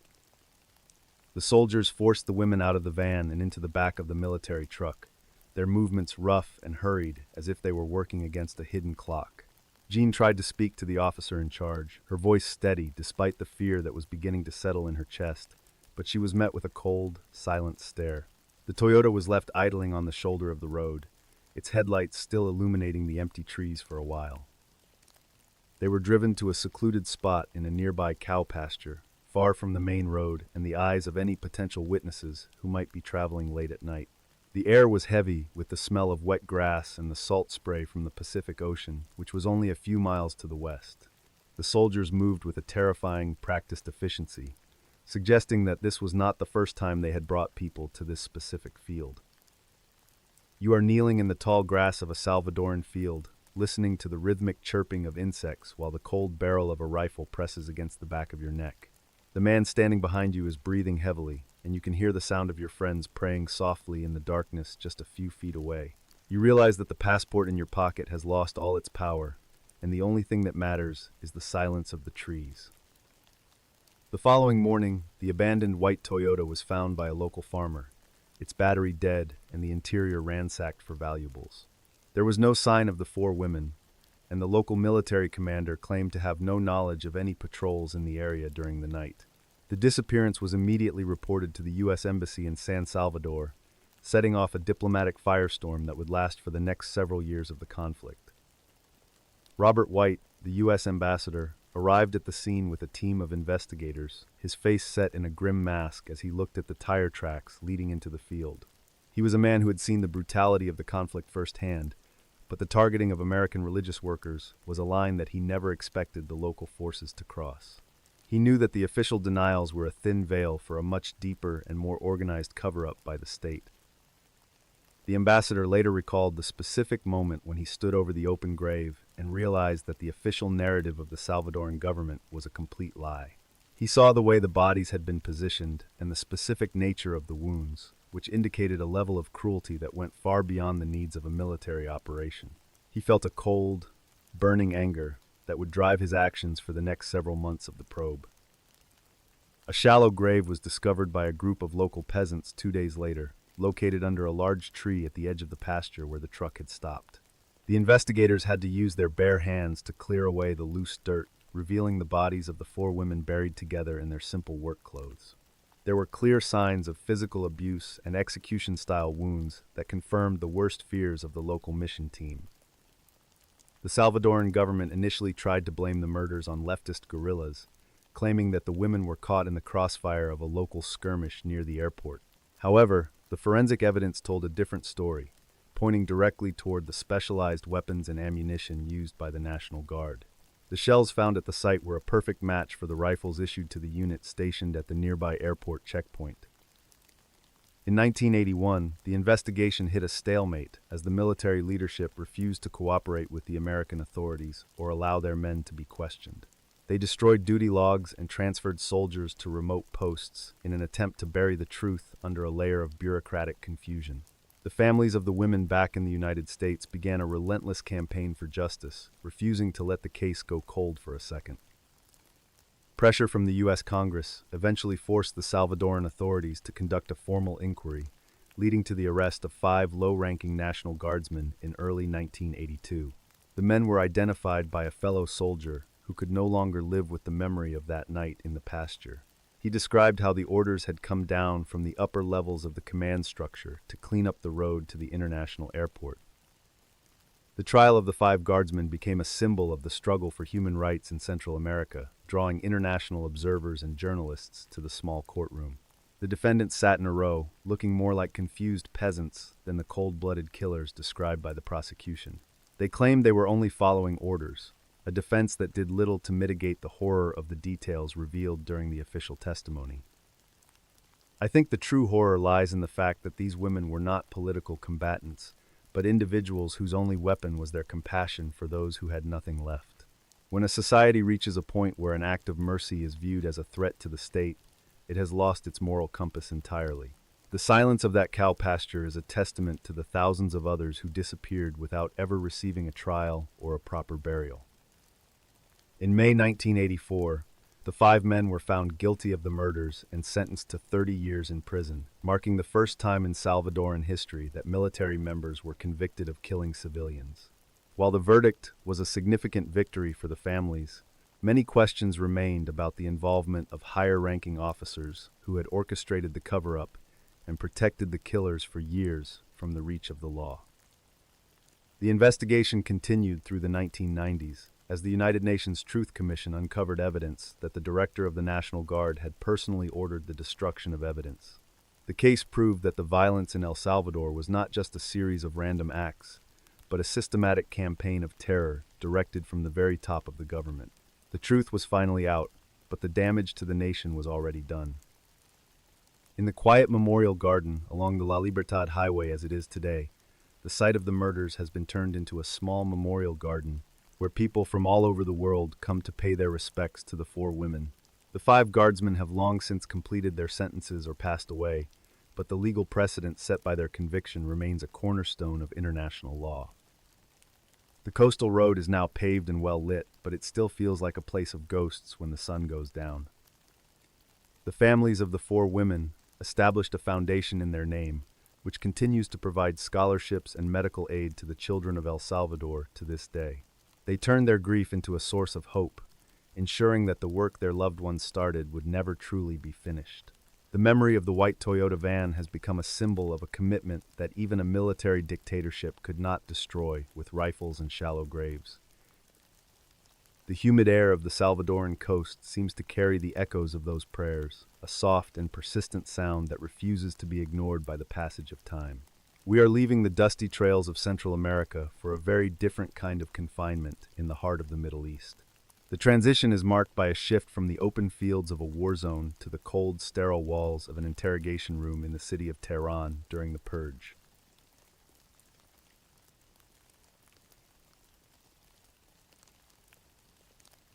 In In the pre-dawn stillness of February 6, 1983, in a modest apartment in central Tehran, 52-year-old Farhad was sitting at his kitchen table, sipping a glass of lukewarm tea. The only sound in the room was the rhythmic ticking of a plastic clock on the wall and the distant, muffled barking of a stray dog. He watched a thin plume of steam rise from his glass, his mind racing through the logistics of an upcoming clandestine meeting. Farhad had spent 30 years of his life dedicated to the Tudeh party, believing that a secular, socialist future was the only way to save his country from the chaos of the revolution. He was a man of books and pamphlets, a quiet intellectual who preferred the smell of ink and old paper to the shouting of the street rallies. His apartment was filled with hidden compartments behind the bookshelves, where he kept the membership rolls and the secret printing plates. Every Sunday morning, he would walk to a specific park bench to meet his contact, carrying a folded newspaper as a sign that the area was clear of the religious police. He enjoyed the simplicity of the routine, the way the morning sun hit the turquoise tiles of the nearby mosque, and the brief, whispered exchanges that kept the party's pulse beating in the shadows. He felt a sense of belonging that was stronger than any fear of the authorities who patrolled the city.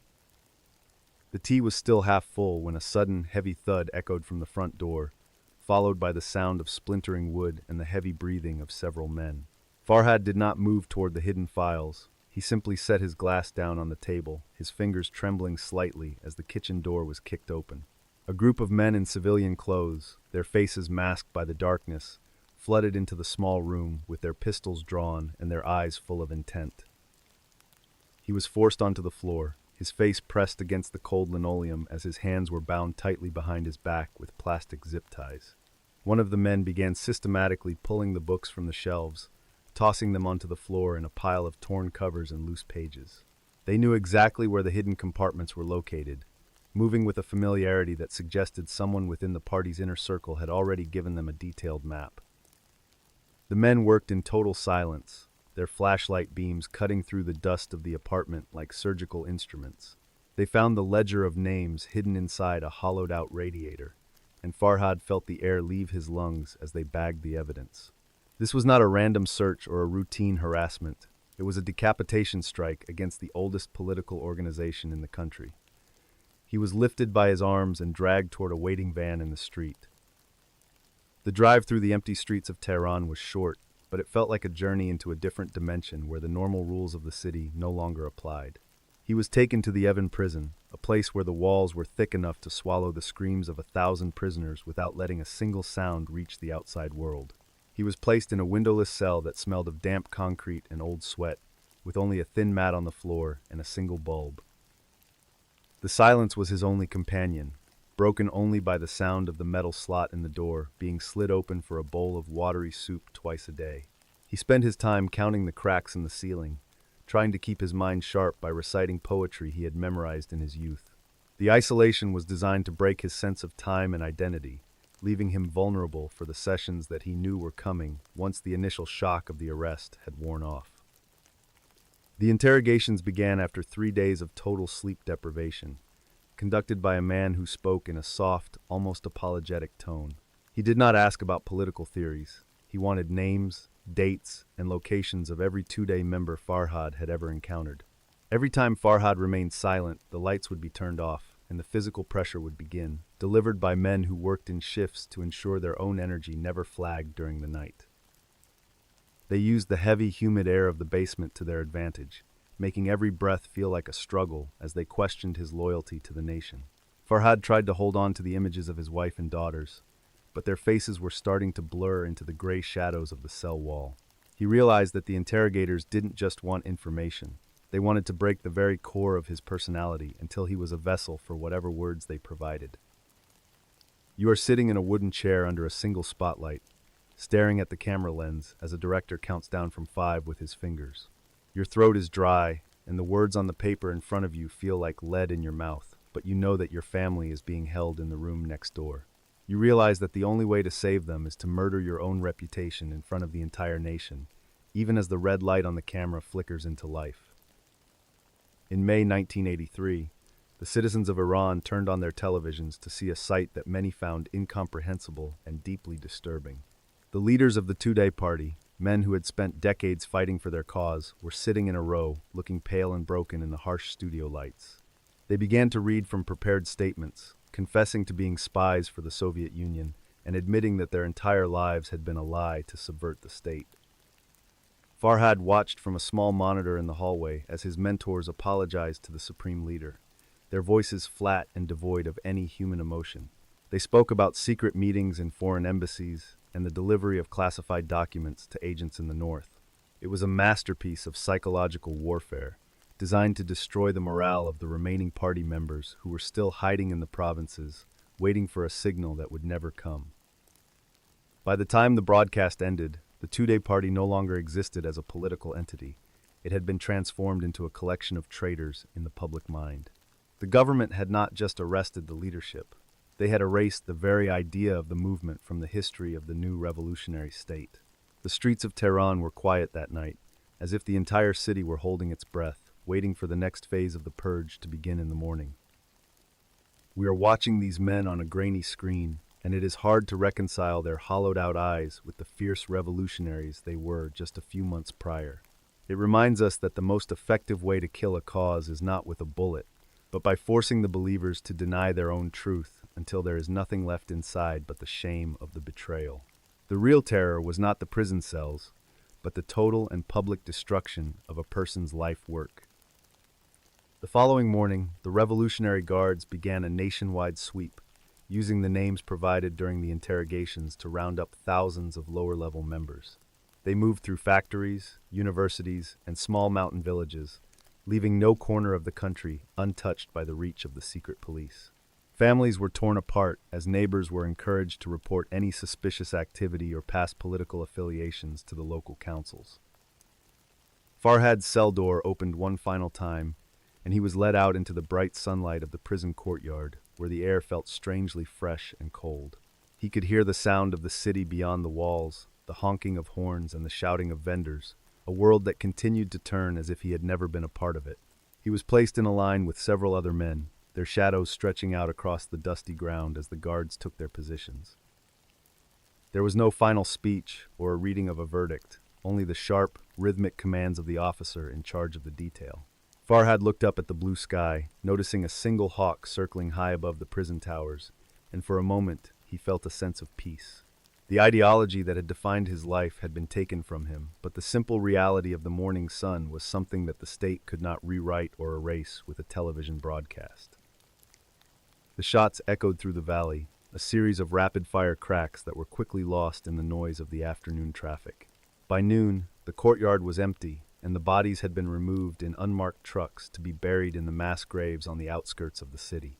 Farhad's name was never officially recorded on the execution lists, but he was never seen again by his family. He simply vanished into the labyrinth of the state's security apparatus. The government released a final statement declaring that the socialist threat had been permanently eliminated, and the nation could now focus on its ideological purity. They burned the library of the Tudeh party in a public ceremony, the smoke rising into the air as a warning to anyone who dared to think outside the prescribed boundaries of the revolution.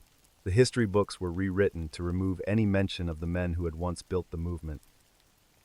I think the most haunting legacy of the purge is the way it turned the concept of truth into a moving target, dependent entirely on the needs of the regime. It shows us that when a government controls the narrative of the past, they can control the destiny of the future without ever having to fire a single shot in the streets. The silence of the Tudeh survivors is a loud testament to the effectiveness of a fear that is delivered through a television screen. The survivors who managed to flee to the north lived in exile for decades, haunted by the images of their comrades confessing on screen. They spent their lives trying to explain the context of those broken men, but the damage to the party's reputation was irreversible. The younger generation in Iran grew up knowing only the official version of the story, where the Tudeh members were nothing more than foreign agents who had been caught and punished. Inside the encrypted digital archive of the Iranian underground movement, the records of the 1983 Tudeh purge remain largely classified by the Iranian government, though human rights organizations continue to search for the burial sites. The Evin prison is still in operation, serving as a reminder of the methods used to secure the ideological purity of the state during those dark months. The survivors have mostly passed away, taking the final secrets of the party's collapse to their own graves. New digital archives have begun to surface online, containing private letters and documents smuggled out of the country by the families of the victims.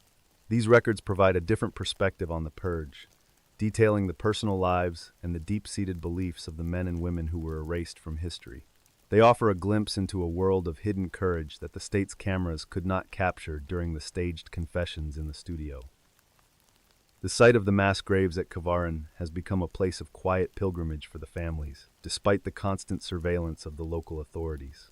Every year, they gather to lay flowers on the unmarked ground, a small act of defiance against the forced forgetting that the government has imposed on the nation.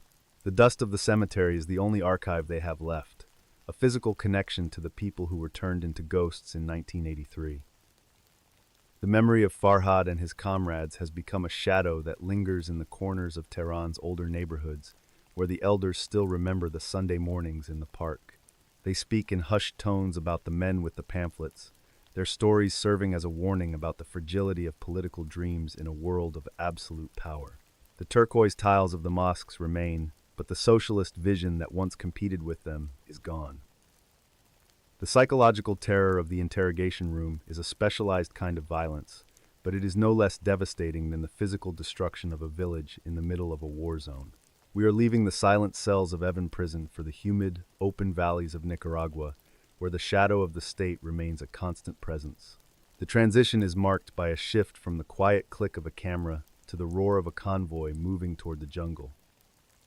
The dust of the Iranian cemetery seems to settle, replaced by the damp earth and the thick green canopy of the Pantasma Valley. We are moving from the erasure of a political party to the attempted erasure of an entire community during a scorched earth campaign.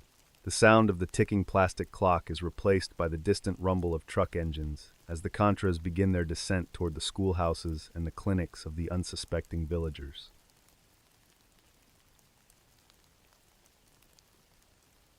In the lush, green Pantasma Valley of northern Nicaragua, 24-year-old Elena was sitting at her small wooden desk inside the village schoolhouse on the morning of October 18, 1983. The air smelled of damp coffee beans and the sweet, heavy scent of blooming jasmine from the garden. She was carefully sharpening a pencil with a small knife, preparing the day's geography lesson for her 30 students. The valley was a hub of new activity, filled with the sounds of hammers and the low rumble of tractors working the agricultural cooperative. Farmers were proud of their new irrigation system, which had turned the dry hills into a patchwork of emerald green fields. Elena watched a group of children playing tag in the dirt plaza, their laughter rising above the morning mist that clung to the jagged mountain peaks. Life in the cooperative was defined by a shared sense of purpose and the quiet pride of building something from nothing after the revolution. Families spent their evenings on their porches, sharing stories and listening to the radio while the fireflies danced in the tall grass. It was a place where the future felt tangible, written in the rows of corn and the fresh white paint on the walls of the newly built medical clinic. Elena had moved to the valley from the city, drawn by the promise of bringing literacy to the rural poor who had been forgotten for generations. She lived in a small room behind the classroom, decorated with drawings made by her pupils and a single-framed photo of her parents. Her mornings always began with the same cup of bitter coffee and the sight of the sun breaking over the ridges, a routine she expected to follow for years. The peace of the morning was interrupted by a low, rhythmic vibration that seemed to pulse through the floorboards of the schoolhouse. Elena paused her work, her knife hovering over the pencil as she listened to the strange sound echoing from the mountain pass. It was not the familiar chugging of a farm tractor, but the heavy, synchronized roar of a large military convoy moving quickly toward the heart of the valley. A column of thick, black smoke began to rise from the direction of the coffee processing plant on the edge of the settlement. The birds in the nearby trees suddenly went silent, their chirping replaced by the distant, frantic shouting of men and the high-pitched screams of people running toward the forest. Elena stood up and walked to the window, her heart hammering against her ribs as she saw the first glint of metal in the brush. Hundreds of armed men in camouflage uniforms emerged from the tree line, their faces painted with dark grease and their rifles held at the ready. They were the Contras, a rebel force supported by foreign interests, and they had not come to fight a battle against soldiers.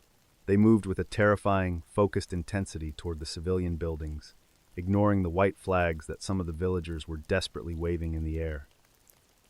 Elena grabbed her satchel and ran toward the plaza, her boots kicking up dust as she tried to reach the children before the first line of attackers arrived. She saw a group of men setting fire to the medical clinic, the flames licking at the roof and sending a shower of sparks into the dry morning sky. There was no negotiation or warning. The attackers were systematically destroying every symbol of progress the community had built. You are standing in the middle of the schoolhouse, watching the shadow of a man grow larger against the chalk-dusted floor as he blocks the only exit. The smell of gasoline is overpowering, and you realize that the books on the shelves are no longer tools for learning, but fuel for a fire that is about to consume everything you know. The man does not look at your face. He only looks at the building as a target on a map. The attackers moved through the cooperative with a scorched earth policy, burning the grain silos and slaughtering the livestock in their pens. They targeted the school and the health center specifically, ensuring that the villagers would have no way to recover after the raid was over. The sound of the fire was a constant, hungry roar that drowned out the frantic pleas of the farmers who were losing their entire livelihoods in minutes. It is a heavy thing to watch a group of people stand among the ashes of their own hard work, realizing that their only crime was trying to build a better life for their children. We often talk about the politics of war, but we rarely discuss the way a single match can erase a decade of human hope in the span of a single afternoon. The tragedy of Pantasma was not just the loss of life, but the calculated destruction of the future. When the smoke finally cleared late that evening, the valley was a landscape of blackened ruins and silent, empty streets. 47 people lay dead among the debris, including the village doctor and several teachers who had stayed behind to protect their students.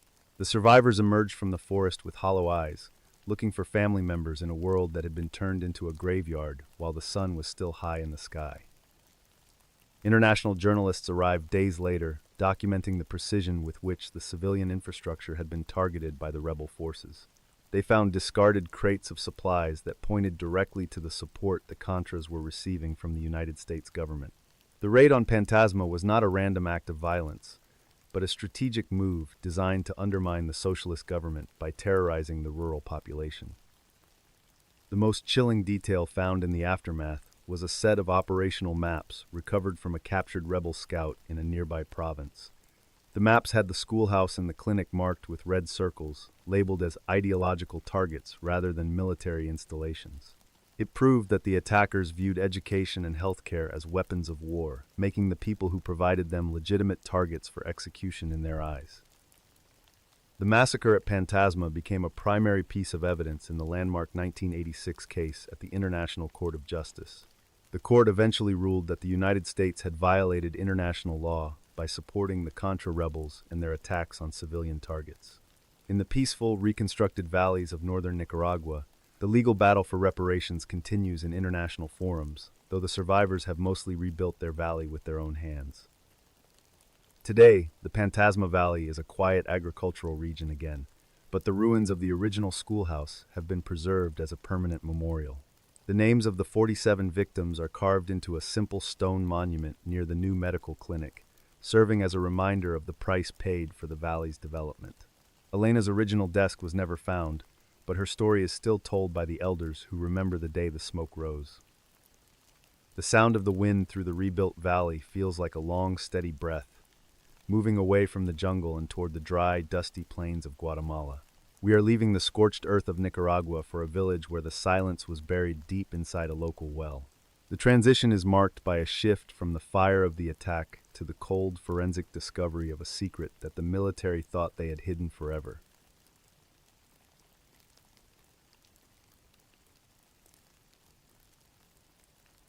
In the early morning of December 6, 1982, in the remote village of Dos Erres, Guatemala, 32-year-old Adela was pulling a heavy bucket of water from the town's central well. The air was cool and smelled of damp limestone and the faint, sweet scent of ripening corn from the nearby fields. She adjusted the colorful shawl around her shoulders, feeling the rough hemp rope slide through her calloused palms as the wooden bucket rose slowly. The village was a collection of small, thatched roof houses clustered around the well, which served as the heartbeat of the community. Children gathered there every morning to play, while their mothers washed clothes in the stone basins. It was a place where everyone knew the sound of their neighbor's gate and the exact time the local priest would walk his dog toward the chapel. The routine was a shield against the uncertainty of the civil war that raged in the distant mountains. Adela's husband, Oscar, was already in the fields, his machete catching the first light as he cleared the brush for a new planting. They had lived in Dos Erres since they were married, building their home with sun-dried bricks and high hopes for their 3 young children. The morning routine was so deeply ingrained in the soil that the idea of it ever changing felt as impossible as the mountains moving toward the sea during a summer rainstorm in the middle of July. She hummed a low tune to herself, watching the ripples in the bucket as she poured the water into her clay jar. To her left, the village school was just beginning to stir, with the teacher setting out the wooden benches for the morning lesson. Everything was exactly as it should be, a small pocket of peace tucked away in the Peten jungle. She didn't notice the way the birds in the canopy had suddenly stopped their singing, or the distant, rhythmic thumping in the air. The silence of the forest was eventually broken by the synchronized, heavy thumping of several helicopters approaching from the south. Adela shielded her eyes from the sun, watching dark shapes emerge from the clouds like birds of prey looking for a meal. She had seen military patrols before, but they usually stayed on the main highway, miles away from the quiet farmsteads. This time, the sound was heading directly for the center of the town with a focused intent. Within minutes, a unit of elite special forces known as the Kaibiles had surrounded the village, their faces hidden behind dark camouflage paint and their heavy boots kicking up clouds of red dust. They were looking for 20 rifles that had allegedly been stolen during a recent guerrilla ambush nearby. The soldiers moved with a terrifying mechanical speed, herding the families toward the schoolhouse while they began a systematic search of every single home in the area. The Kaibiles were trained to be more than just soldiers. They were conditioned to be instruments of absolute psychological terror. They didn't ask questions or show identification. They simply took control of the space with a cold, professional detachment. Adela was pushed into the schoolhouse with her children, her heart hammering against her ribs as she listened to the sounds of furniture being smashed and doors being kicked off their hinges in the distance. The commander of the unit, a man with a scarred face and a voice like gravel, stood at the front of the room and demanded to know where the weapons were hidden. He looked at the villagers as if they were already ghosts, his eyes moving across the crowd without a hint of recognition or human empathy. The silence that followed his question was thick with a terror that made it impossible for anyone to breathe or speak in the stagnant air of the room. We are fast-forwarding 10 years to a humid afternoon in 1994, where a forensic anthropologist named Sylvia is kneeling at the edge of that same village well. The once vibrant community is now overgrown with thick vines and mahogany trees, leaving only the stone rim of the well visible above the forest floor. She is not here to find water, but to uncover a secret that the military had spent a decade trying to bury under layers of dirt. Sylvia lowered a powerful flashlight into the dark shaft, the beam reflecting off the damp walls and revealing a pile of debris that had settled 40 feet below the surface. She could smell the scent of wet earth and something much older, a cold and metallic odor that seemed to rise from the depths like a warning. Her team had spent weeks clearing the top layers of soil, finding only discarded household items and pieces of rotted wood from the old winch. The work was slow and meticulous, requiring the team to use small hand brushes and dental picks to clear away the grit without disturbing the contents below. Every bucket of dirt was sifted for clues, but for the first few days, they found nothing but the remains of the village's everyday life. Sylvia felt the weight of the silence in the jungle, a heavy blanket that seemed to push back against their efforts to bring the truth into the morning light. You are standing at the bottom of a dark stone cylinder, looking up at a tiny circle of blue sky while the sound of heavy shovels echoes against the walls. The air is so thin you can taste the limestone on your tongue, and the only thing you can feel is the weight of the silence pressing in from every side. You realize that this place was once a source of life for everyone you loved, but now it is the only witness left to tell the truth. As the team reached the 45-foot mark, the brushes finally replaced the shovels as they began to uncover the first skeletal remains. They were not scattered or buried with care, but piled haphazardly on top of one another, as if they had been dropped into the well in a single chaotic afternoon. Sylvia found a small silver crucifix still clutched in a set of finger bones, the metal untarnished by the years spent in the absolute darkness of the earth. The investigation revealed that the Kaibiles had found absolutely no sign of the missing rifles in Dos Erres. After a day of brutal interrogations, they decided that leaving witnesses was a tactical risk they were not willing to take. They began the process of eliminating the entire population, using the village well as a convenient mass grave to hide the evidence. The massacre was not an accident of war, but a deliberate act of erasure of an entire town. Sylvia carefully mapped each set of remains, documenting the way the bodies had fallen and the items they had been carrying when the end came. She found a pair of small leather shoes, a set of house keys, and a bundle of colorful yarn that Adela might have been using to weave a new shawl. Each item was a piece of a life that had been interrupted by a military directive, a physical record of a morning that refused to be forgotten by history. The narrator observes that there was a small, hand-carved wooden toy found at the very bottom of the pile, still perfectly preserved by the lack of oxygen in the silt. It was a bird with wings spread wide, frozen in mid-flight under the weight of 200 people who had been discarded like trash into the heart of their own community. The bird was painted a bright blue that still shimmered when the sunlight hit the wet wood for the first time. The forensic team worked through the rainy season, their tents providing the only shelter in a landscape that had been abandoned by the living. They uncovered the remains of over 200 people, including many children who had been found at the very bottom of the well. The precision of the excavations allowed them to reconstruct the final moments of the village, creating a timeline that the military could no longer deny with their official reports. The Kaibiles had used the sound of the village bells to drown out the noise of the executions, a detail that was provided years later by a soldier who could no longer sleep. He described how they had forced the men to stand at the edge of the rim, while they used heavy sledgehammers to finish the job, saving their ammunition for the hunt in the jungle. The level of planning involved was so detailed that it included the disposal of the village's dogs. One soldier, a man named Fabio, eventually broke the code of silence and described how the unit had celebrated with a barbecue after they had finished filling the well with dirt. He noted that the commander had ordered them to plant a tree over the site to ensure it would be forgotten within a generation. This level of casual cruelty reveals a psychological detachment where the act of murder is treated as a routine task of landscaping for the state. I think the true horror is the thought that a tree could grow tall and strong on a diet of such immense suffering, its leaves waving in the wind while the people below are slowly being turned into stone. It makes you look at every forest with a different kind of suspicion, wondering what the roots are holding onto in the dark. The natural world has no moral memory, but the earth itself is a ledger that eventually demands to be read by the living. The trial of the Kaibiles began in the early 2000s, after years of legal maneuvering and threats against the judges and the families of the survivors. The forensic evidence provided by Sylvia and her team was the cornerstone of the prosecution, making it impossible for the defense to claim that the massacre never happened. The witnesses spoke from the grave through the items found in the well, their silent testimony louder than any courtroom shouting. The court heard stories of how the soldiers had taken the village's food and supplies for themselves, living in the empty houses for days after the massacre was complete. They had turned the town into a temporary base of operations, using the schoolhouse as a barracks while they planned their next move into the mountains. The callousness of their behavior was a recurring theme in the testimony, painting a picture of a unit that had lost all humanity. As the details were read aloud, the survivors in the gallery held on to each other, their faces etched with the pain of 20 years of silence. They had been told for 2 decades that they were imagining the horror or that the guerrillas were the ones responsible for the disappearance of their families.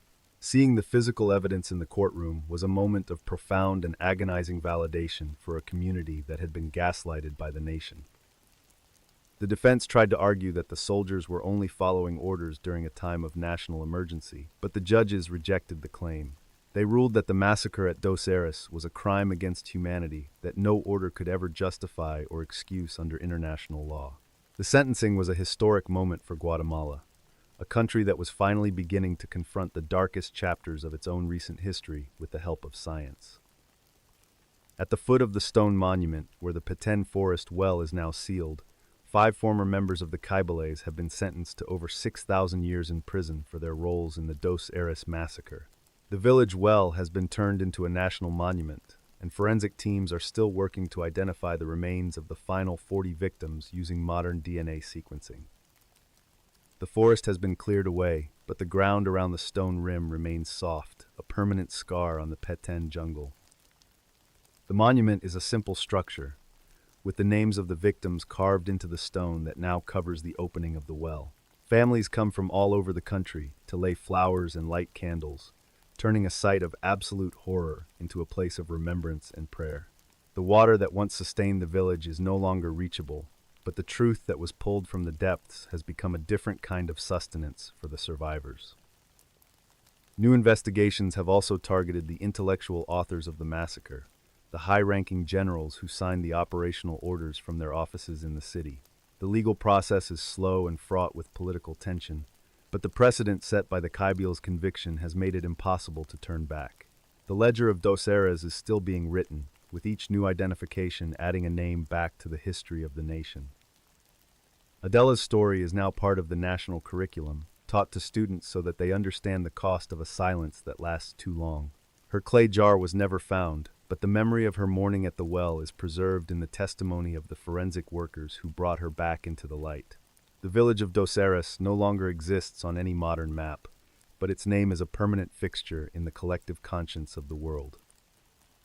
We often walk over the very ground that holds these stories, unaware that the quietest places in the world are sometimes the loudest if you know how to listen to the echoes of the past. The earth has a way of holding on to what we try to throw away, waiting for the right person to come along with a brush and the patience to listen to what the bones have to say about the mornings that were stolen from the innocent people of the jungle. The humid silence of the Guatemalan jungle is a world away from the crowded, flickering shadows of a refugee camp in Beirut. We are moving from the secret buried in a well to a massacre that happened under the bright, white glare of military flares. The transition is marked by a shift from the isolation of a forest to the absolute chaos of a city where the world was watching, but nobody stepped in to stop the clock from running out.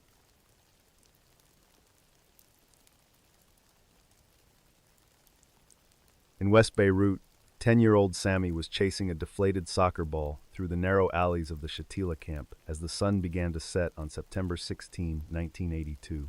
The air was thick with the smell of roasting lamb and the salty breeze from the Mediterranean Sea nearby. He kicked the ball against a pockmarked concrete wall, the rhythmic thud echoing between the crowded houses. Everything felt normal in the cooling evening air of a mid-September night. Sammy lived in a small 2-room apartment with his parents and 3 sisters, where the walls were covered in faded posters of Lebanese singers. His mother was busy preparing a simple dinner of pita bread and hummus, her hum blending with the distant noise of the city. He sat at the wooden table, drawing pictures of airplanes in the margins of his school notebook. It was a typical evening in a place that had seen too much war, but still clung to its small routines. The lights in the apartment flickered and went out just after 7 o'clock, which was a common occurrence in Beirut during those years. Sammy looked out the window and noticed a strange magnesium-white glow rising from the perimeter of the camp, lighting up the rooftops like an artificial moon. He watched the first flare hang in the stagnant air, slowly drifting downward on a small parachute while casting long, jagged shadows across the empty streets of the camp. His father stood by the door, listening to the sound of heavy trucks idling just beyond the main gates of the settlement. There was no shouting, only the low, mechanical drone of engines and the occasional pop of another flare being launched into the night sky. The family sat in the dark, watching the shadows of the laundry lines dance against the wall in the flickering white light. They didn't know the gates had been opened to a group that had a long memory for grudges. The first group of militia members entered the alleys with their weapons holstered, moving quietly through the shadows like they were looking for a specific address. They were wearing dark uniforms and carrying heavy flashlights that cut through the dust and the smoke of the dying cooking fires.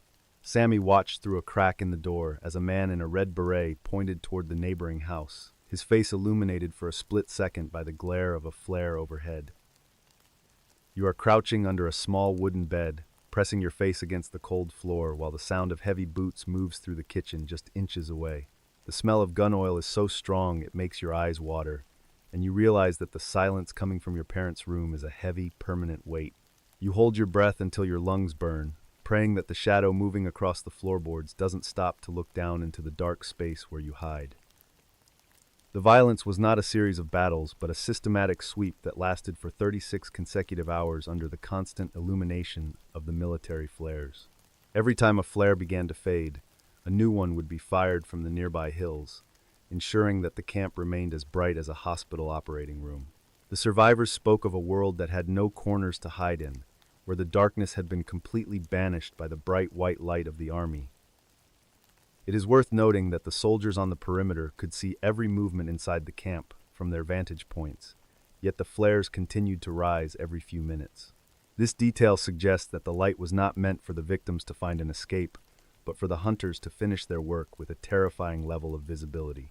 It is a detail that transforms a military tool into an accomplice in a crime that was unfolding in plain view of the entire world. When the first journalists were finally allowed to enter the camp on the morning of September 18, they found a silence that was more disturbing than the sound of gunfire. The alleys were cluttered with discarded shoes, abandoned toys, and the remains of half-eaten meals that had been left on tables during the initial sweep. The air was heavy with the scent of decay and the lingering smell of the magnesium flares that had burned out in the dirt after the long nights. The Kahan Commission was established by the Israeli government to investigate the extent of their military's involvement in the massacre of the Palestinian refugees. They reviewed thousands of pages of radio transcripts and interviewed commanders who had been stationed on the rooftops overlooking the camps during the 3-day period. The files revealed a complex chain of command where orders were often vague, but the results on the ground were devastatingly clear to everyone. The commission focused on the role of Ariel Sharon, the Minister of Defense, who had authorized the militia's entry into the camps to clear out suspected militants.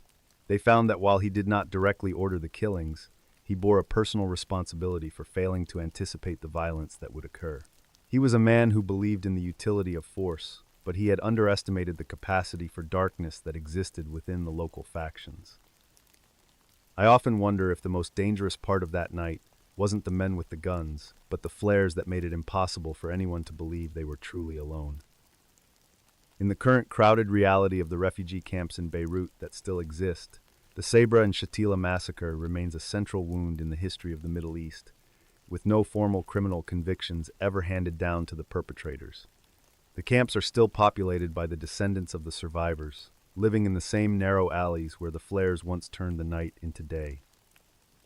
Ariel Sharon passed away years ago, but his legacy is still debated in international courts and historical archives across the globe. The white flares of Beirut eventually faded, but the speed of the violence in Lebanon would soon be mirrored in the riverbanks of Assam, India. We are leaving the urban corridors of a refugee camp for a collection of 14 villages where the clock was ticking toward a different kind of ending. The transition is marked by a shift from the 3-day siege of a city to a 6-hour window of total chaos that changed the map of a province forever during a single morning.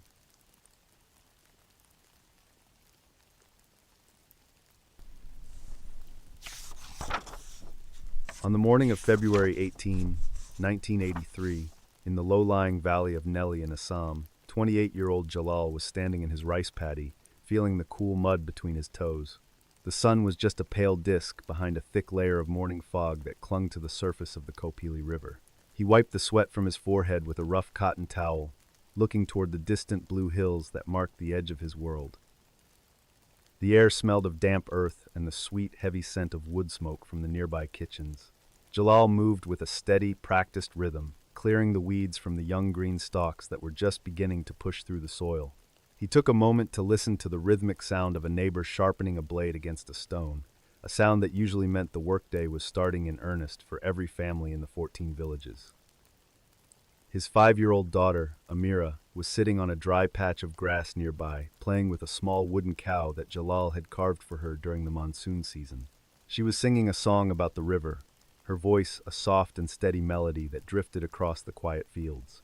The child was completely absorbed in her game, oblivious to the fact that the fog was beginning to lift, revealing the vibrant green of the valley in the early light.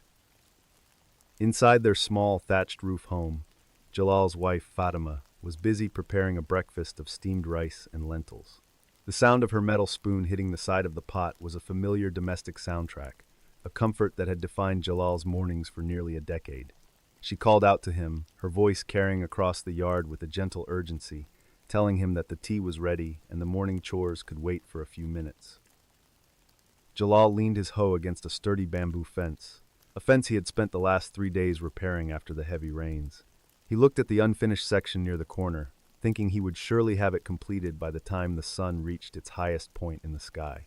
It was a simple task, one of many small improvements he had planned for the season, a physical expression of his commitment to the land and the family he loved. The neighborhood was waking up with a sense of peace that felt immovable and ancient. He saw a group of men gathered near the village well, their conversation low and punctuated by the occasional sound of laughter. They were discussing the upcoming election, though the tension of the political world outside the valley seemed like a distant and irrelevant noise compared to the immediate needs of the planting cycle and the rising water. The first sign that the morning had deviated from its path was not a sound, but a sudden and absolute silence from the birds in the nearby mahogany trees. Jalal stood by the fence, his hand resting on the rough wood, noticing that the usual chatter of the morning had been replaced by a heavy, stagnant stillness. The air felt thick, as if a storm were approaching from the hills, yet the sky above was a clear and brilliant blue. He looked toward the northern edge of the valley and saw a thin line of moving shapes emerging from the tree line. At first, they looked like a group of travelers or perhaps a large gathering of farmers from a neighboring district. But as the line stretched across the horizon, Jalal realized they were moving with a synchronized, steady pace that suggested a deliberate plan. They were closing the exits to the valley with a quiet efficiency. The men in the distance were carrying long objects that glinted in the sunlight, and they began to fash out into a wide, arc-shaped formation. Jalal felt a cold chill run down his spine that had nothing to do with the morning air. He picked up a mirror, his movements hurried and sharp, and began to walk toward the house without looking back. He could feel the eyes of the valley turning toward the hills, as the first shouts began to echo. The realization of the trap came slowly to the villagers, as they found that every bridge and every path leading out of the 14 villages had been occupied by armed groups. There was no way to run toward the river and no way to climb the ridges to the west. The geography of their home, which had always felt like a protective embrace, had been transformed into a series of walls that were rapidly closing in on the families standing in the dirt. The timing of the movement was clinical, beginning exactly at 9 o'clock and intended to reach its conclusion by mid-afternoon. It is a detail that suggests the event was not a spontaneous outburst of anger, but a scheduled operation that followed a specific ledger of locations. The attackers moved through the fields with a focus that ignored the heat of the sun, keeping their eyes on the center of the valley where the houses were most dense. Fatima ran out to meet Jalal at the gate, her face pale as she saw the line of men approaching from the rice paddies. She grabbed a small bag of rice and a bottle of water, her instincts telling her to head toward the thick reeds near the bank of the Kopili River. They didn't speak, their communication reduced to a series of urgent gestures and a shared fear that was rising with every step they took toward the tall grass by the water. You are standing in a shallow stream, the water cooling your ankles, while the dry grass on the bank begins to rustle with the weight of dozens of men. The only way out is through the deep current, but you can see more shapes appearing on the opposite side, closing the circle. The bright morning light makes everything look sharp and clear, yet you feel like you are moving through a dream where the exits have all been removed one by one. The 6-hour window that followed was a period of total and absolute chaos that remained largely invisible to the world outside the valley. The noise was a mixture of frantic shouting and the rhythmic thumping of feet on the dry earth, a sound that stayed within the confines of the 14 villages. By noon, the sun was directly overhead, illuminating a scene that would eventually be described as one of the darkest scars in the history of the nation. The local police station was located just a few miles away, and the officers on duty could see the smoke rising from the direction of Nelly. However, the official logs show that no orders were given to intervene, leaving the valley to its own devices during the most critical hours of the morning. This silence from the authorities acted as a secondary wall, ensuring that the clock would run out for the victims without any interruption from the law. A local reporter named Sanjoy arrived at the edge of the valley at 4 in the afternoon, just as the last of the attackers were disappearing back into the hills. He expected to find a typical protest or perhaps a minor skirmish over the election results. Instead, he stepped out of his jeep and was met with a stillness that was so profound it made his ears ring. The air was heavy with the smell of smoke and the metallic tang of the river mud. He walked toward the center of Nelly, his boots making a loud, intrusive sound on the path. He saw hundreds of people lying in the fields, their bodies positioned in the very places where they had been standing just a few hours earlier. The rice paddies were no longer green, but were covered in a layer of debris and discarded items that told the story of a morning interrupted. He realized that he was standing in the middle of a massive, open-air tomb. The investigation that followed was a labyrinth of bureaucratic delays and lost files that stretched on for decades. The Tuareg Commission was established to find the truth, and they collected over 600 police reports that detailed the movements of the attackers and the failure of the local command. However, the report was kept secret for many years, tucked away in a government office where it could not challenge the official narrative of the era. It is hard for us to sit here by this fire and understand how 6 hours can be allowed to stretch into an eternity of silence for those who were left behind. We often think of history as a slow process of change, but sometimes it is a sudden and violent shift that occurs between breakfast and lunch. The valley remains a beautiful place, yet the earth there holds a memory that refuses to be paved over by the progress of the modern world or the laws. The human element of the massacre was the most disturbing revelation, as it became clear that the attackers were not strangers from a foreign land. They were neighbors from the adjacent hills, people who had traded in the same markets and shared the same river for generations. The proximity of the victims and the perpetrators added a layer of psychological horror that made the recovery process nearly impossible for the survivors who had to stay. The speed of the event was its most effective weapon, as it left no time for the news to reach the city or for a rescue effort to be organized. By the time the first ambulances arrived, the 14 villages were already silent, and the river was the only thing still moving. The lack of a single conviction for the over 2,000 deaths is a legal void that continues to haunt the descendants of Jalal and Fatima to this very day in the valley. I look at my own neighborhood and wonder how thin the line truly is between a peaceful morning and the kind of silence that Jalal encountered by the fence. It makes me realize that our safety is often a fragile agreement that we all choose to believe in until someone decides to tear the map in half. The fog over the river eventually clears every morning, but the clarity it brings is not always a comfort to those who have to see the ground. The administrative reality of the Assam Valley and the closed records of the state, the site of the Nelly Massacre, is a quiet agricultural field where the paddy once again grows tall and green under the Assam sun. The families who returned to the valley have built new homes, but they do not speak of that morning to the outsiders who passed through on the highway. The legal records of the 688 cases remain closed, and the names of the victims are preserved only in the private memories.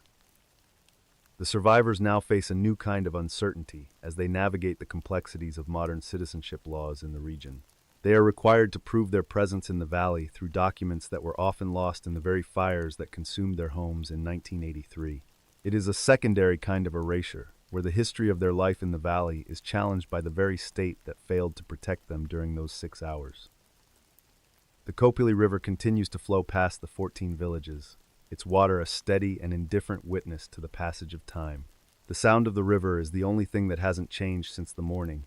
Jalal stood in his rice paddy, a constant reminder of the world that existed before the fog lifted. The wooden cow that Amira played with was never found, but the song she sang about the water still echoes in the stories told by the elders. The fire is dying down now, and the air is getting a bit colder as we reach the end of the night. These stories were not meant to provide easy answers, but to remind us that the world is often stranger and darker than we like to admit when the sun is up.